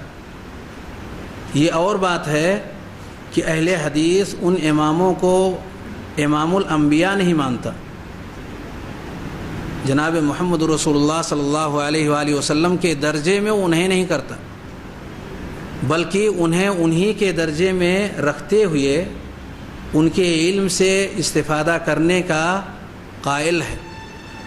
تمام جتنے بھی اہل حدیث ہیں، اہل حدیث کے جو ائمہ ہیں، اہل حدیث کے جو علماء ہیں، اہل حدیث کے مسلک سے جو لوگ بھی وابستہ ہیں، ان کا یہ عقیدہ ہے کہ جتنے بھی ائمہ گزرے ہیں ہر ایک کا نہ صرف احترام کیا جائے، ہر ایک کا نہ صرف یہ کہ ان کی عزت اور ان کی قدر کی جائے، بلکہ ان کی کتابوں سے اور ان کے فقہ و فتاووں سے اور ان کی جو بھی علمی میراث ہے اپنا میراث تسلیم کیا جائے۔ اس وقت تک آدمی کا علم پختہ اور ٹھوس اور مضبوط نہیں ہوگا جب تک کہ وہ علم چاروں طرف سے، جہاں بھی علم ہے ہر جگہ سے اس کو حاصل کرنے کی کوشش نہ کرے۔ اسی لیے امام شافعی رحمۃ اللہ علیہ امام احمد بن حنبل سے کہتے تھے کہ آپ کو حدیث کے بارے میں مجھ سے زیادہ جانکاری ہے، اگر آپ کے پاس حدیثیں ایسی آئیں جو کوفہ میں رہنے والے لوگوں کے پاس ہیں، بصرہ میں رہنے والے لوگوں کے پاس ہیں، بغداد میں رہنے والے لوگوں کے پاس ہیں، مصر میں رہنے والے لوگوں کے پاس ہیں، کہیں سے بھی وہ علم آپ کو حدیث کے حوالے سے اگر ملتا ہے تو آپ ہمیں اس کی خبر دیں تاکہ ہم اس سے استفادہ کریں۔ یہ ان ائمہ کا طریقہ تھا اور اہل حدیث انہی طریقوں پر قائم ہے۔ اس کا یہ معنی بھی نہیں ہے کہ ان ائمہ سے جو بھی چیزیں ہمیں ملیں اس کو ہر حال میں واجب التسلیم کرنا ہے، یعنی جیسے کہ امام الانبیاء سے جو چیزیں ملتی ہیں وما ينطق عن الهوى ان هو الا وحی یوحى، کہ جو کچھ بھی آپ جس حالت میں بھی آپ کی طرف سے کوئی چیز مل جائے تمام انسانوں کے لیے ضروری ہے کہ انہیں وہ مانیں اور اس کے مطابق اپنی زندگی کو ڈھالیں۔ یہ معاملہ صرف آپ کے لیے خاص ہے آپ کے علاوہ کے لیے وہ معاملہ ہونا چاہیے جو کہ امام مالک رحمۃ اللہ علیہ نے فرمایا تھا کل یؤخذ من قولہ ویرد الا صاحب هذا القبر، ہر ایک سے لیا بھی جائے گا اور ہر ایک کا چھوڑا بھی جائے گا سوائے اس قبر والے یعنی نبی کریم صلی اللہ علیہ وآلہ وسلم کے۔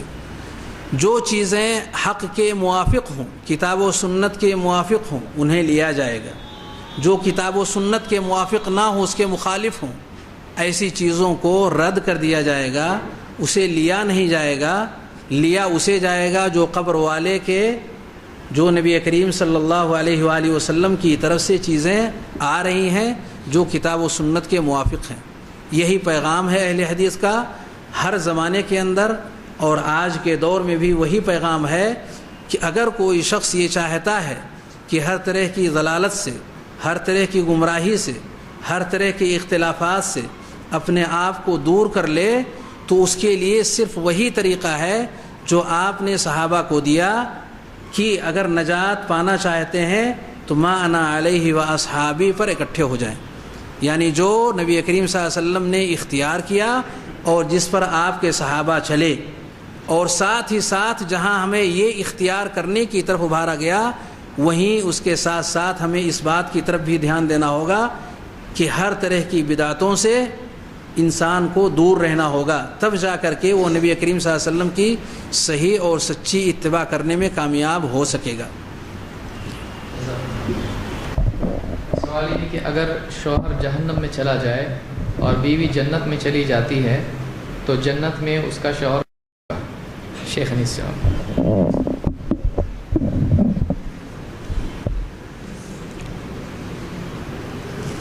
انسان پیدا کیا گیا ہے دنیا میں، دنیا کے متعلق سوچنا چاہیے کہ ہم کو کیا کرنا ہے، آخرت میں اس کا شوہر کون ہوگا، اس کی بیوی کیوں ہوگی، آپ کو کیوں فکر ہے؟ آپ نیک ہیں تو اپنی بیوی کو بھی نیک بنائیے، دونوں جنت میں رہیں گے۔ بیوی نیک ہے، شوہر غلط ہے تو بیوی کو چاہیے ان کے شوہر پہنچا دیں ان کے بیویوں کو پیغام، اس لیے کہ بیویاں نہیں ہیں نا، کہ ان کو نیک بنائیں، دونوں جنت میں رہیں گے۔ یہ سوال کیوں کیا جاتا ہے وہاں کون ہوگا؟ ہوگا جس کو اللہ چاہے گا اس کو رکھے گا۔ اگر کوئی شوہر نیک تھا، اس کی بیوی نافرمان تھی، تو ہو سکتا ہے کہ اس فرما بردار بیوی کا یہ شوہر نیک شوہر اللہ تعالیٰ اس کو نصیب کرے۔ اس کی فکر مت کیجئے، جتنی باتیں شریعت میں آئی ہیں اسی پر اکتفا کیجئے، دنیا کی باتوں کو سوچئے، جنت میں کیا ہوگا، کیسے ہوگا، کدھر ہوگا، یہ سب کد سوچتے ہیں؟ جواب دینا بھی پڑتا ہے۔ ویسے ہی کبھی کبھی ایک آدمی سگریٹ پینے کا بڑا شوقین تھا، اس نے کہا کہ صاحب جنت میں یہ کہ جو چاہے وہ ملے گا، سگریٹ بھی ملے گا کیا؟ کہا ضرور ملے گا، جلانے کے لیے جہنم کو جانا پڑے گا۔ سوچنا چاہیے دنیا کی باتیں، ادھر ادھر کی باتیں کیا سوچیں میرے بھائی، ایسے نہیں ہونا چاہیے۔ دوسری بات یہ کہ ہمارے عزیز ہمارے ڈاکٹر عبید الرحمن صاحب نے بڑی عمدہ باتیں کہیں ائمہ کے تعلق سے، الحمدللہ بالکل متفق ہیں۔ سارے مسلمانوں کا امام کوئی ہوتا ہے۔ صحابہ کے امام کون تھے جی؟ تابعین کے امام کون تھے جی؟ پھر وہی ہمارے بھی امام ہیں۔ کیسے ہم کہیں کہ صاحب ہمارے امام کوئی دوسرے ہیں؟ سید الانبیاء ہیں، جب امام الانبیاء ہیں انہی کو ہم بھی، جن کو صحابہ مانے، جن کو تابعین مانے، انہی کو ہم بھی امام مانتے ہیں۔ امام کا مطلب سب سے آگے رہنے والا، سب سے قابل۔ امام لغت کا بھی ہوتا ہے، حدیث کا ہوتا ہے، تفسیر کا ہوتا ہے، اور بہت ساری چیزوں کا امام ہوتا ہے۔ پیشوا ماہر ایک آدمی کا، سب سے ماہر، سب سے کامل، سارے نبیوں کے سردار ہمارے پیارے نبی، سارے لوگوں کے امام ہیں، تو ہمارے امام ہیں جی سید الانبیاء۔ اس لیے صحابہ کے جو امام تھے، تابعین کے جو امام تھے، وہی ہمارے بھی امام ہیں انشاءاللہ۔ سوال یہ ہے کہ کیا رات بھر نماز پڑھنا جائز ہے؟ شیخ عبید، کیا رات بھر نماز پڑھنا جائز ہے؟ دیکھیے ابھی کچھ دیر پہلے اشارہ دیا گیا کہ نبی کریم صلی اللہ علیہ وآلہ وسلم کی سچی اتباع کر کے ہی، آپ کے دیے ہوئے طریقے پر چل کر کے ہی ہمیں نجات ملے گی۔ تو ہمیں ہر کام میں یہی دیکھنا ہے کہ کیا نبی کریم صلی اللہ علیہ وآلہ وسلم کا طریقہ اس پر ہے یا نہیں ہے۔ نبی کریم صلی اللہ علیہ وسلم کے بارے میں حضرت عائشہ صدیقہ رضی اللہ تعالی عنہ فرماتی ہیں کہ آپ نے پوری رات آنکھوں میں نہیں کاٹی، یعنی اللہ رب العالمین کی عبادت کرتے ہوئے کہ پوری رات آپ جاگ کر کے رب ذوالجلال کی عبادت کیے ہوں، ایسا آپ نے نہیں کیا ہے۔ اور آپ نے رد بھی فرمایا ان لوگوں کا جو ارادہ فرمائے تھے کہ ہم راتوں رات اللہ کی عبادت کریں گے، تو آپ نے کہا میں سوتا بھی ہوں اور اللہ رب العالمین کی عبادت بھی کرتا ہوں، اور تم میں سب سے زیادہ میں تقوی والا ہوں، اللہ سے ڈرنے والا ہوں۔ جو شخص ہمارے راستے سے ہٹے گا وہ ہم میں سے نہیں۔ تو گویا کہ نبی کریم صلی اللہ علیہ وآلہ وسلم کا جو طریقہ ہے وہ سونا بھی اور رات میں اٹھ کر کے عبادت بھی کرنا ہے۔ ایک دلچسپ واقعہ نبی کریم صلی اللہ علیہ وسلم کے زمانے میں ہوا۔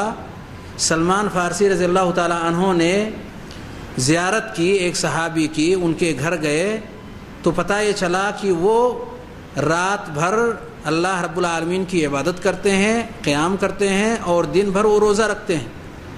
تو انہوں نے جب ان کے سامنے کھانا پیش کیا گیا تو تناول نہیں کیا، یہاں تک کہ وہ پورا ساتھ نہ دیں۔ گھر والے یعنی جو دوسرے صحابی کے پاس ابو الدرداء رضی اللہ تعالیٰ عنہ کے پاس تشریف لے گئے تھے۔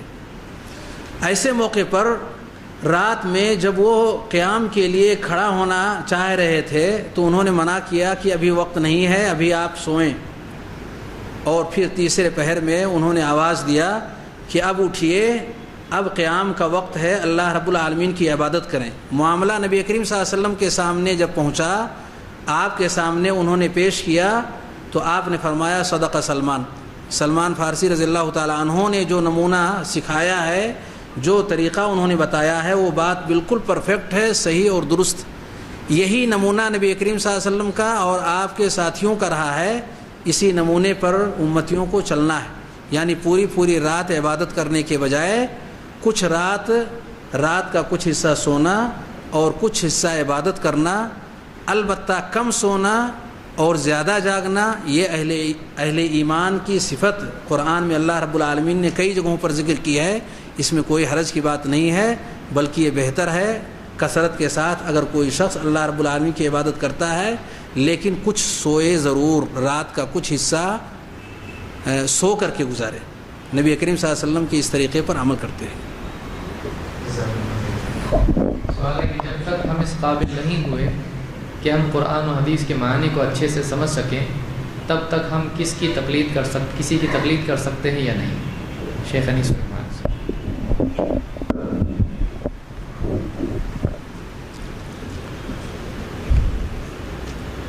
قرآن اور حدیث سمجھ کے پڑھنے کی چیز ہے۔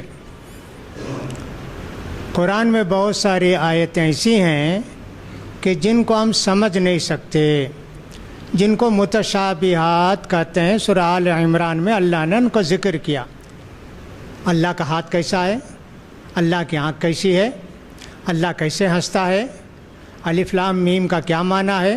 ایسی بہت ساری چیزیں ہیں قرآن حدیث میں ہیں جن کو ہم سمجھ نہیں سکتے۔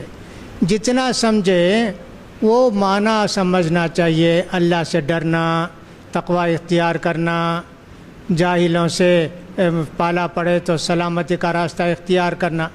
بہت ساری واضح چیزیں ہیں، زکوٰۃ دینا، نماز پڑھنا، روزہ رکھنا، یہ سب واضح ہیں۔ اس میں تقلید کا کیا معنی ہے؟ یہاں تقلید ہے ہی نہیں۔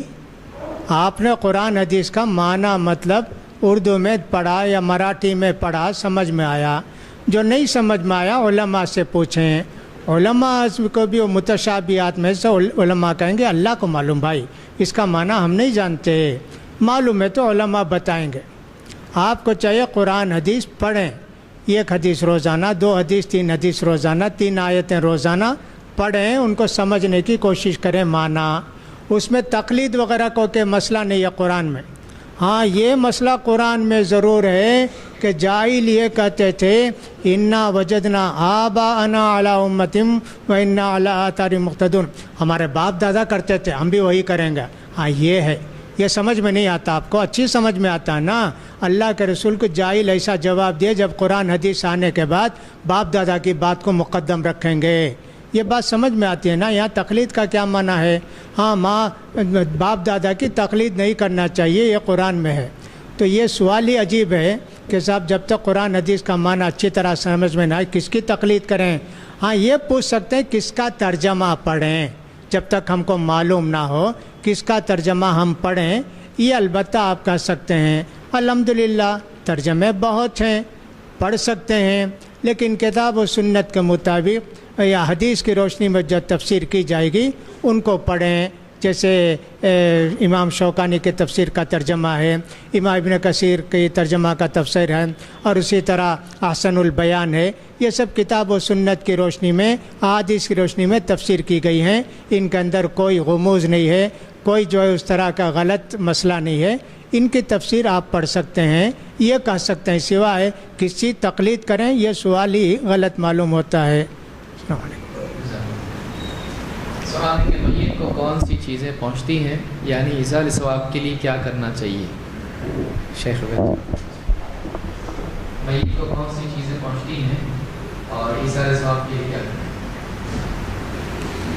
نبی کریم صلی اللہ علیہ وآلہ وسلم نے حضرت ابو ہریرہ رضی اللہ تعالیٰ عنہ کی حدیث میں ہے کہ جب انسان مر جاتا ہے، اذا مات الانسان انقطع عنہ عملہ الا من ثلاث، 3 اعمال کو چھوڑ کر کے اس کے باقی جتنے بھی اعمال ہیں سب منقطع ہو جاتے ہیں، اس کا کوئی بھی اجر اس تک نہیں پہنچتا، سلسلہ عمل کا بند ہو گیا۔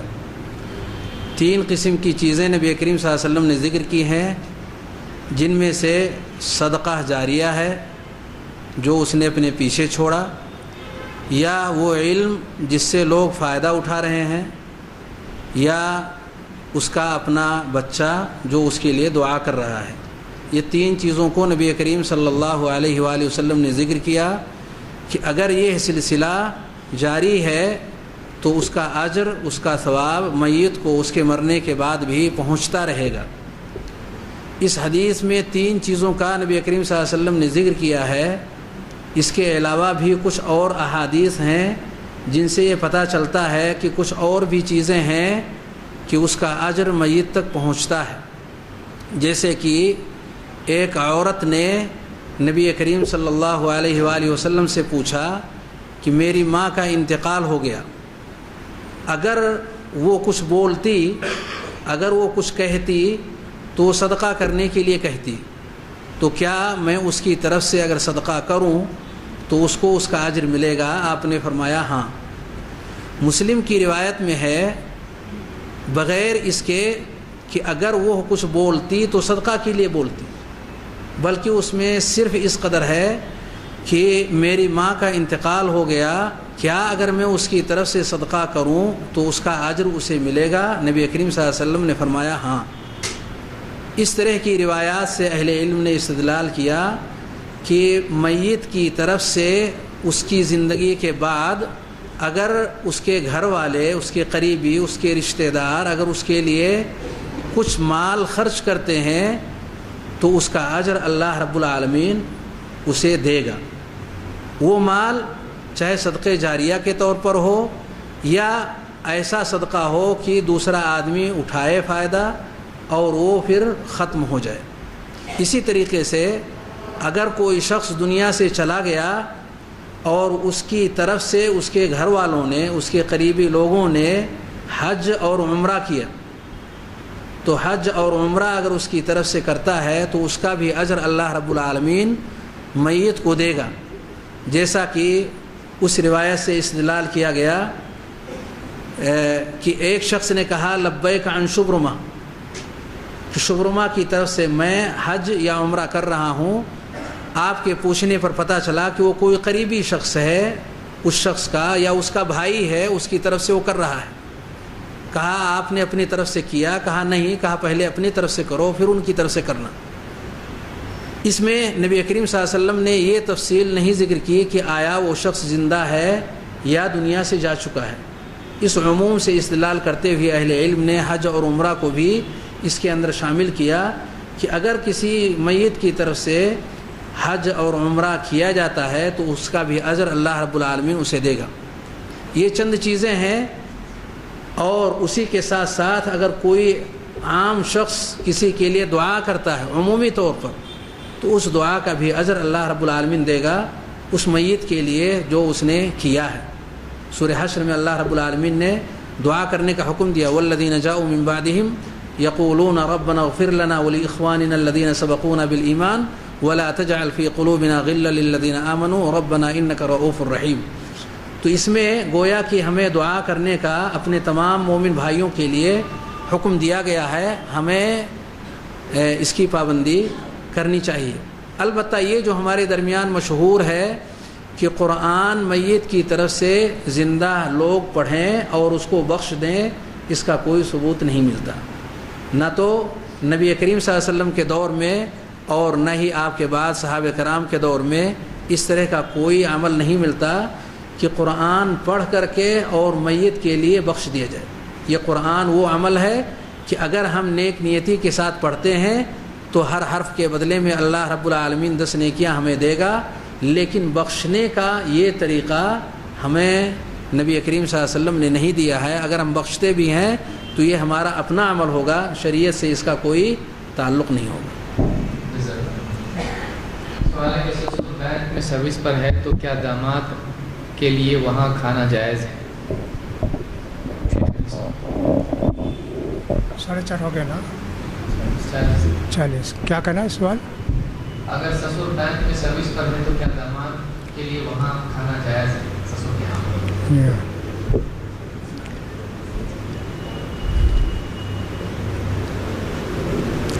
جس آدمی کے تعلق سے معلوم ہے کہ ان کی کمائی جائز نہیں ہے تو نہیں کھانا چاہیے ان کے ہاں۔ حدیث نعمان بن بشیر کی حدیث میں یہ آیا کہ صاحب شبہ سے بچنا چاہیے، حلال بھی واضح حرام بھی واضح ہے، وہ بینہما امور متشابہات، بعض چیزیں حرام ہیں حلال ہیں سمجھ میں نہیں آتی ہے لیکن بچنا چاہیے۔ جب حرام ہی ہو تو اس سے بچنا اور بھی زیادہ ضروری ہے۔ تو بینک میں کسی بھی طرح کی ملازمت ناجائز ہے، لہٰذا وہ کمائی بھی ناجائز ہے، تو لہٰذا آدمی کو نہیں کھانا چاہیے، ہے نا۔ اب اس کے بعد دوسرا سوال ہے جو نہیں کیا گیا کہ ان کی لڑکی سے شادی کر سکتے ہیں کیا؟ یہ اور بھی زیادہ مشکل سوال ہے بھائی، یہ بہت زیادہ مشکل سوال ہے۔ کچھ لوگوں نے شادی کر لی ہے، اب پوچھتے ہیں کہ کیا طلاق دے دیں کیا؟ نہیں جی، نہیں، طلاق نہیں دینا ہے، ان کو سمجھانا ہے، ان کو کہنا ہے صاحب اپنے باپ کو سمجھاؤ نوکری چھوڑ دیں یا تم مت کھاؤ، یہ کرنا چاہیے، طلاق ولاق نہیں دینا چاہیے، شادی ہو گئی ہے۔ تو بہرحال امام احمد بن حنبل رحمۃ اللہ علیہ ایک پیسہ بھی اگر شبہ کا ہوتا ان کو کسی کا ہدیہ تحفہ زندگی میں قبول ہی نہیں کیے، بہت اصرار کیا گیا آپ قاضی بن جائیے، کہا کبھی نہیں قبول کیا۔ عمرہ نے جو تحفہ بھیجا اس کو بھی قبول نہیں کیا۔ ایک مرتبہ تو بہت سخت حاجت ہو گئی تو ایک پیالہ رکھ کے قرض لیے ایک آدمی کے پاس رہن رکھ کے، جب وہ پیسہ ادا کر دیے تو قرض جس نے دیا وہ ان کا پیالہ اٹھانے گیا تو ویسے ہی دوسرا پیالہ بھی تھا، دونوں اٹھا کر لایا، اس میں جو آپ کا ہوگا اٹھا لیجئے، دونوں ایک ہی طرح کے ہیں۔ امام احمد بن حنبل دونوں کو چھوڑ کر چلے گئے، نہیں سب مجھے بھی شبہ ہو گیا، یعنی شبہ سے اتنا بچتے تھے کہ غلط چیز ہمارے پیٹ میں نہ آئے۔ اور حدیث میں بھی آتا ہے سب سے پہلے قبر میں انسان کا پیٹ پھٹے گا، لہٰذا حلال روزی سے اپنے پیٹ کو بھرو کہ تاکہ قبر میں پھٹے پیٹ تو بدبو نہ آئے، حرام کھائے گا تو بدبو ہی رہے گی، اس کے قبر میں دوہرا عذاب ہوگا۔ لہٰذا جس کی کمائی حرام ہو اس کی دعوت قبول نہیں کرنا چاہیے، اس کے گھر میں نہیں کھانا چاہیے، یہی مجھے سمجھ میں آتا، واللہ اعلم بالصواب۔ سوال ہے کہ جماعت کی نماز میں دیری سے پہنچنے پر کیا ثنا پڑھنا ضروری ہے؟ شیخ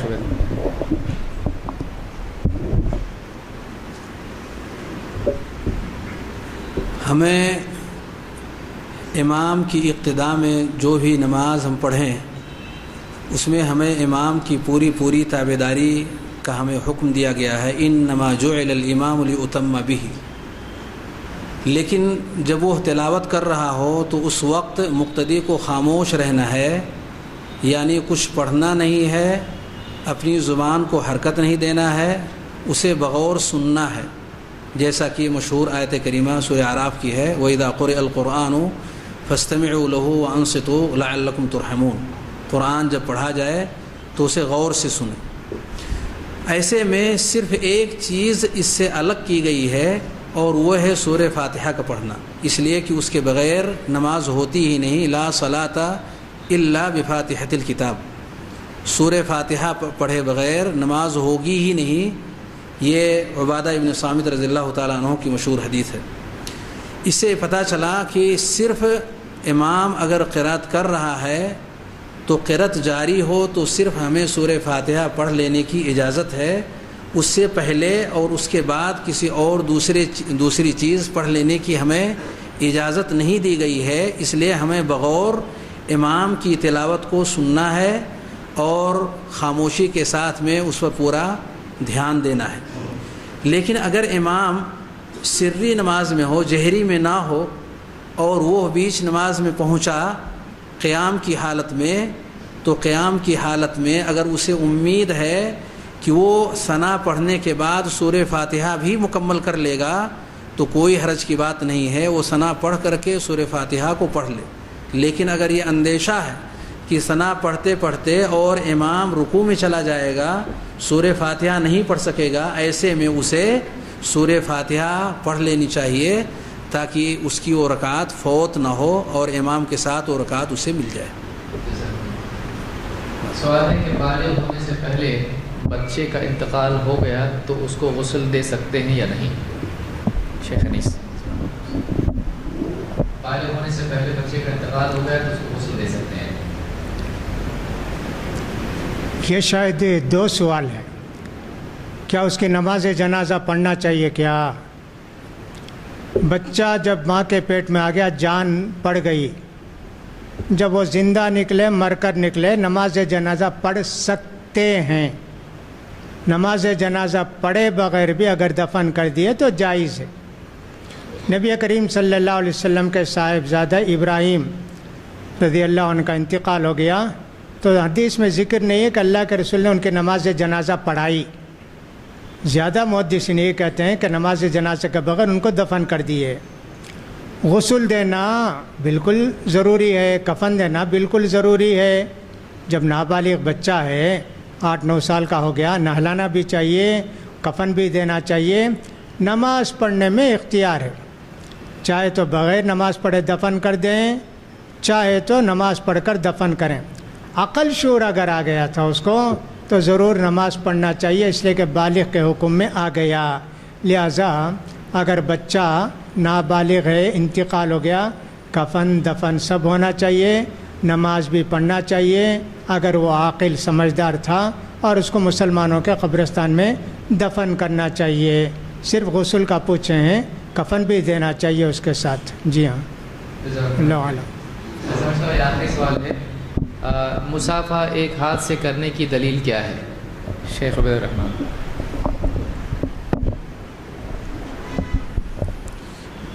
اس سے پہلے اگر شیخ محترم کی اجازت ہو تو وہ روایت میں ذکر کر دوں اس حوالے سے، جو ابو داؤد کی روایت ہے حسن درجے کی، علامہ البانی نے اسے حسن قرار دیا ہے۔ والسقط یصلی علیہ، والسقط یصلی علیہ، یعنی اگر ناتمام بچہ ہے، جان پڑ چکی ہے اور وہ پیدا ہوا، یعنی مکمل بھی نہیں ہوا 9 مہینے، لیکن اگر جان پڑ چکی ہے اور وہ پیدا ہوا تو اس پر بھی نماز جنازہ پڑھی جائے گی۔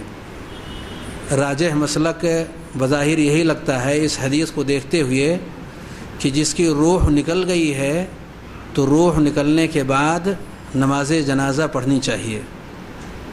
جو سوال ابھی کیا گیا ہے مصافحہ کرنے کے حوالے سے، ایک ہاتھ سے مصافحہ کرنے کے حوالے سے، سنت یہی ہے نبی کریم صلی اللہ علیہ وآلہ وسلم کی۔ عبداللہ ابن بصر رضی اللہ تعالیٰ عنہ فرماتے ہیں، ترون یدی ہذہ صافحت بہا رسول اللہ صلی اللہ علیہ وسلم۔ التمہید ابن عبد البر میں صحیح سند کے ساتھ میں یہ روایت ذکر ہے۔ اس روایت کا مفہوم یہ ہے کہ میرے اس ہاتھ کو دیکھ رہے ہو، اس سے میں نے نبی کریم صلی اللہ علیہ وآلہ وسلم سے مصافحہ کیا ہے۔ اس روایت کا مفہوم بالکل واضح ہے، مگر بعض لوگوں کا کہنا یہ ہے کہ دونوں ہاتھوں سے مصافحہ کرنا چاہیے۔ آپ یقین مانیں کہ آج کی تاریخ تک مصافحہ کے حوالے سے لوگوں کے پاس ایک بھی کوئی ایسی روایت نہیں ہے جس کو صحیح یا ضعیف کہہ سکیں اور وہ دونوں ہاتھوں کے مصافحے پر دلالت کرتی ہو۔ سلام کرتے وقت دونوں ہاتھوں یعنی سامنے والے کے دونوں ہاتھ جو سلام کر رہا ہے اور جس سے سلام کیا جا رہا ہے اس کے دونوں ہاتھ، 4 ہاتھ سے مصافحہ کرنے کے حوالے سے کوئی ایسی روایت لوگوں کو اب تک مل نہیں سکی جو اس موضوع پر دلالت کرتی ہو، جس سے یہ ثابت ہوتا ہو کہ 4 ہاتھ سے مصافحہ کرنا چاہیے۔ ایک ہاتھ کے حوالے سے متعدد احادیث ہیں۔ ایک حدیث کی طرف میں نے اشارہ دیا ہے جو قابل اعتماد ہے اور ہمارے لیے یہ کافی ہے کہ نبی کریم صلی اللہ علیہ وسلم سے جو چیز ثابت ہو جائے اسی پر عمل کیا جائے، اس سے ہٹا نہ جائے۔ البتہ ایک حدیث لوگ ذکر کرتے ہیں اور وہ صحیح بخاری کی روایت ہے عبداللہ بن مسعود رضی اللہ تعالیٰ عنہ کی۔ انہوں نے نبی کریم صلی اللہ علیہ وآلہ وسلم سے درود کا طریقہ پوچھا کہ ہم آپ پر درود کیسے بھیجیں، تو نبی کریم صلی اللہ علیہ وآلہ وسلم نے ان کا ایک ہاتھ اپنے دونوں ہاتھوں کے بیچ میں کر لیا، اس سے کچھ لوگوں نے استدلال کیا کہ مصافحہ 2 ہاتھ سے کرنا چاہیے، جیسا کہ نبی کریم صلی اللہ علیہ وسلم نے اس حدیث کے اندر جو کہ صحیح بخاری کی روایت ہے، اس حدیث سے یہ معلوم ہوتا ہے کہ آپ نے دونوں ہاتھوں سے مصافحہ کیا۔ مگر یاد رہنا چاہیے کہ نبی کریم صلی اللہ علیہ وآلہ وسلم نے 2 ہاتھ ملایا اور عبداللہ بن مسعود رضی اللہ تعالیٰ عنہ کا ایک ہی ہاتھ تھا، یعنی 4 ہاتھ کے بجائے یہ 3 ہاتھ والا سلام ہے جس پر آج کسی کا عمل نہیں ہے۔ استدلال اس حدیث سے، مگر اس حدیث پر عمل نہیں ہے، 4 ہاتھ ملانے پر عمل چل رہا ہے، اس حدیث پر عمل نہیں ہوا، یعنی ایک طرف سے 2 اور ایک طرف سے 1۔ معاملہ دراصل یہ ہے کہ نبی کریم صلی اللہ علیہ وآلہ وسلم انہیں سکھانے کے لیے شفقت کے طور پر، محبت کے طور پر، تعلیم کے طور پر آپ نے ان کا ہاتھ اپنے دونوں ہاتھوں میں لے کر کے، تاکہ آپس کے درمیان کوئی رکاوٹ والی چیز نہ رہے، شرح صدر کے ساتھ میں وہ کان اور دھیان لگا کر کے پوری باتوں کو سنیں اور سمجھیں اور بعد کے لوگوں تک منتقل کریں۔ یہ آپ کا مزاج تھا، مختلف طریقے سے آپ شفقت کا اظہار کرتے تھے تعلیم کے موقع پر۔ اس موقع پر بھی آپ نے یہ طریقہ اختیار کیا اور اس کے علاوہ بھی کئی طریقے آپ نے اختیار کیے ہیں، اہل علم سے وہ چیز مخفی نہیں ہے۔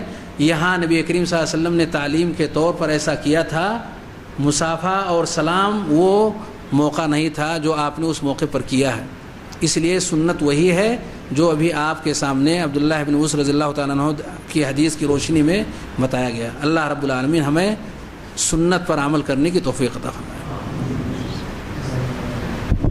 میں سمجھتا ہوں وقت کافی ہو گیا ہے اور یہ مجلس یہیں ہم ختم کر رہے ہیں۔ آپ جانتے ہیں کہ سوالات یہاں پر میرے ہاتھ میں اتنے سارے سوالات ہیں اور سوال مختصر سی چھوٹی سی پرچی پر لکھا جا سکتا ہے، لیکن جواب اتنا چھوٹا نہیں دیا جا سکتا ہے۔ کوئی آدمی پوچھ لیے بتائیے قیامت کے دن کیا کیا ہوگا، تو اس کا سوال تو چھوٹا ہے لیکن جواب بہت بڑا ہوتا ہے، خصوصاً دلیل کے ساتھ جب جواب دینا ہو تو جواب میں اور بھی طوالت پیدا ہو جاتی ہے۔ لہٰذا جتنے سوالات آج اس کے جوابات دیے گئے ہیں، انشاءاللہ یہ جو چٹھیاں آپ کی آئی ہیں ان کو ضائع نہیں کیا جائے گا۔ کل انہی چٹھیوں کی بنیاد پر مزید اگلی مجلس شروع ہوگی اور جو سوالات آئیں گے انشاءاللہ اس کے بعد ہی اس کو جواب انشاءاللہ دینے کی کوشش کریں گے۔ تو بہرحال یہ سوالات ہیں جو کل انشاءاللہ مزید اور ایک مجلس ہے 3 بجے سے لے کر 4:30 تک کی، لہٰذا آپ اس میں تشریف رکھیں۔ انشاءاللہ جن کے سوالات کے جوابات نہیں ملے ہیں وہ مایوس نہ ہوں، کل بہت ممکن ہے ان کا جواب ان کو مل جائے گا انشاءاللہ۔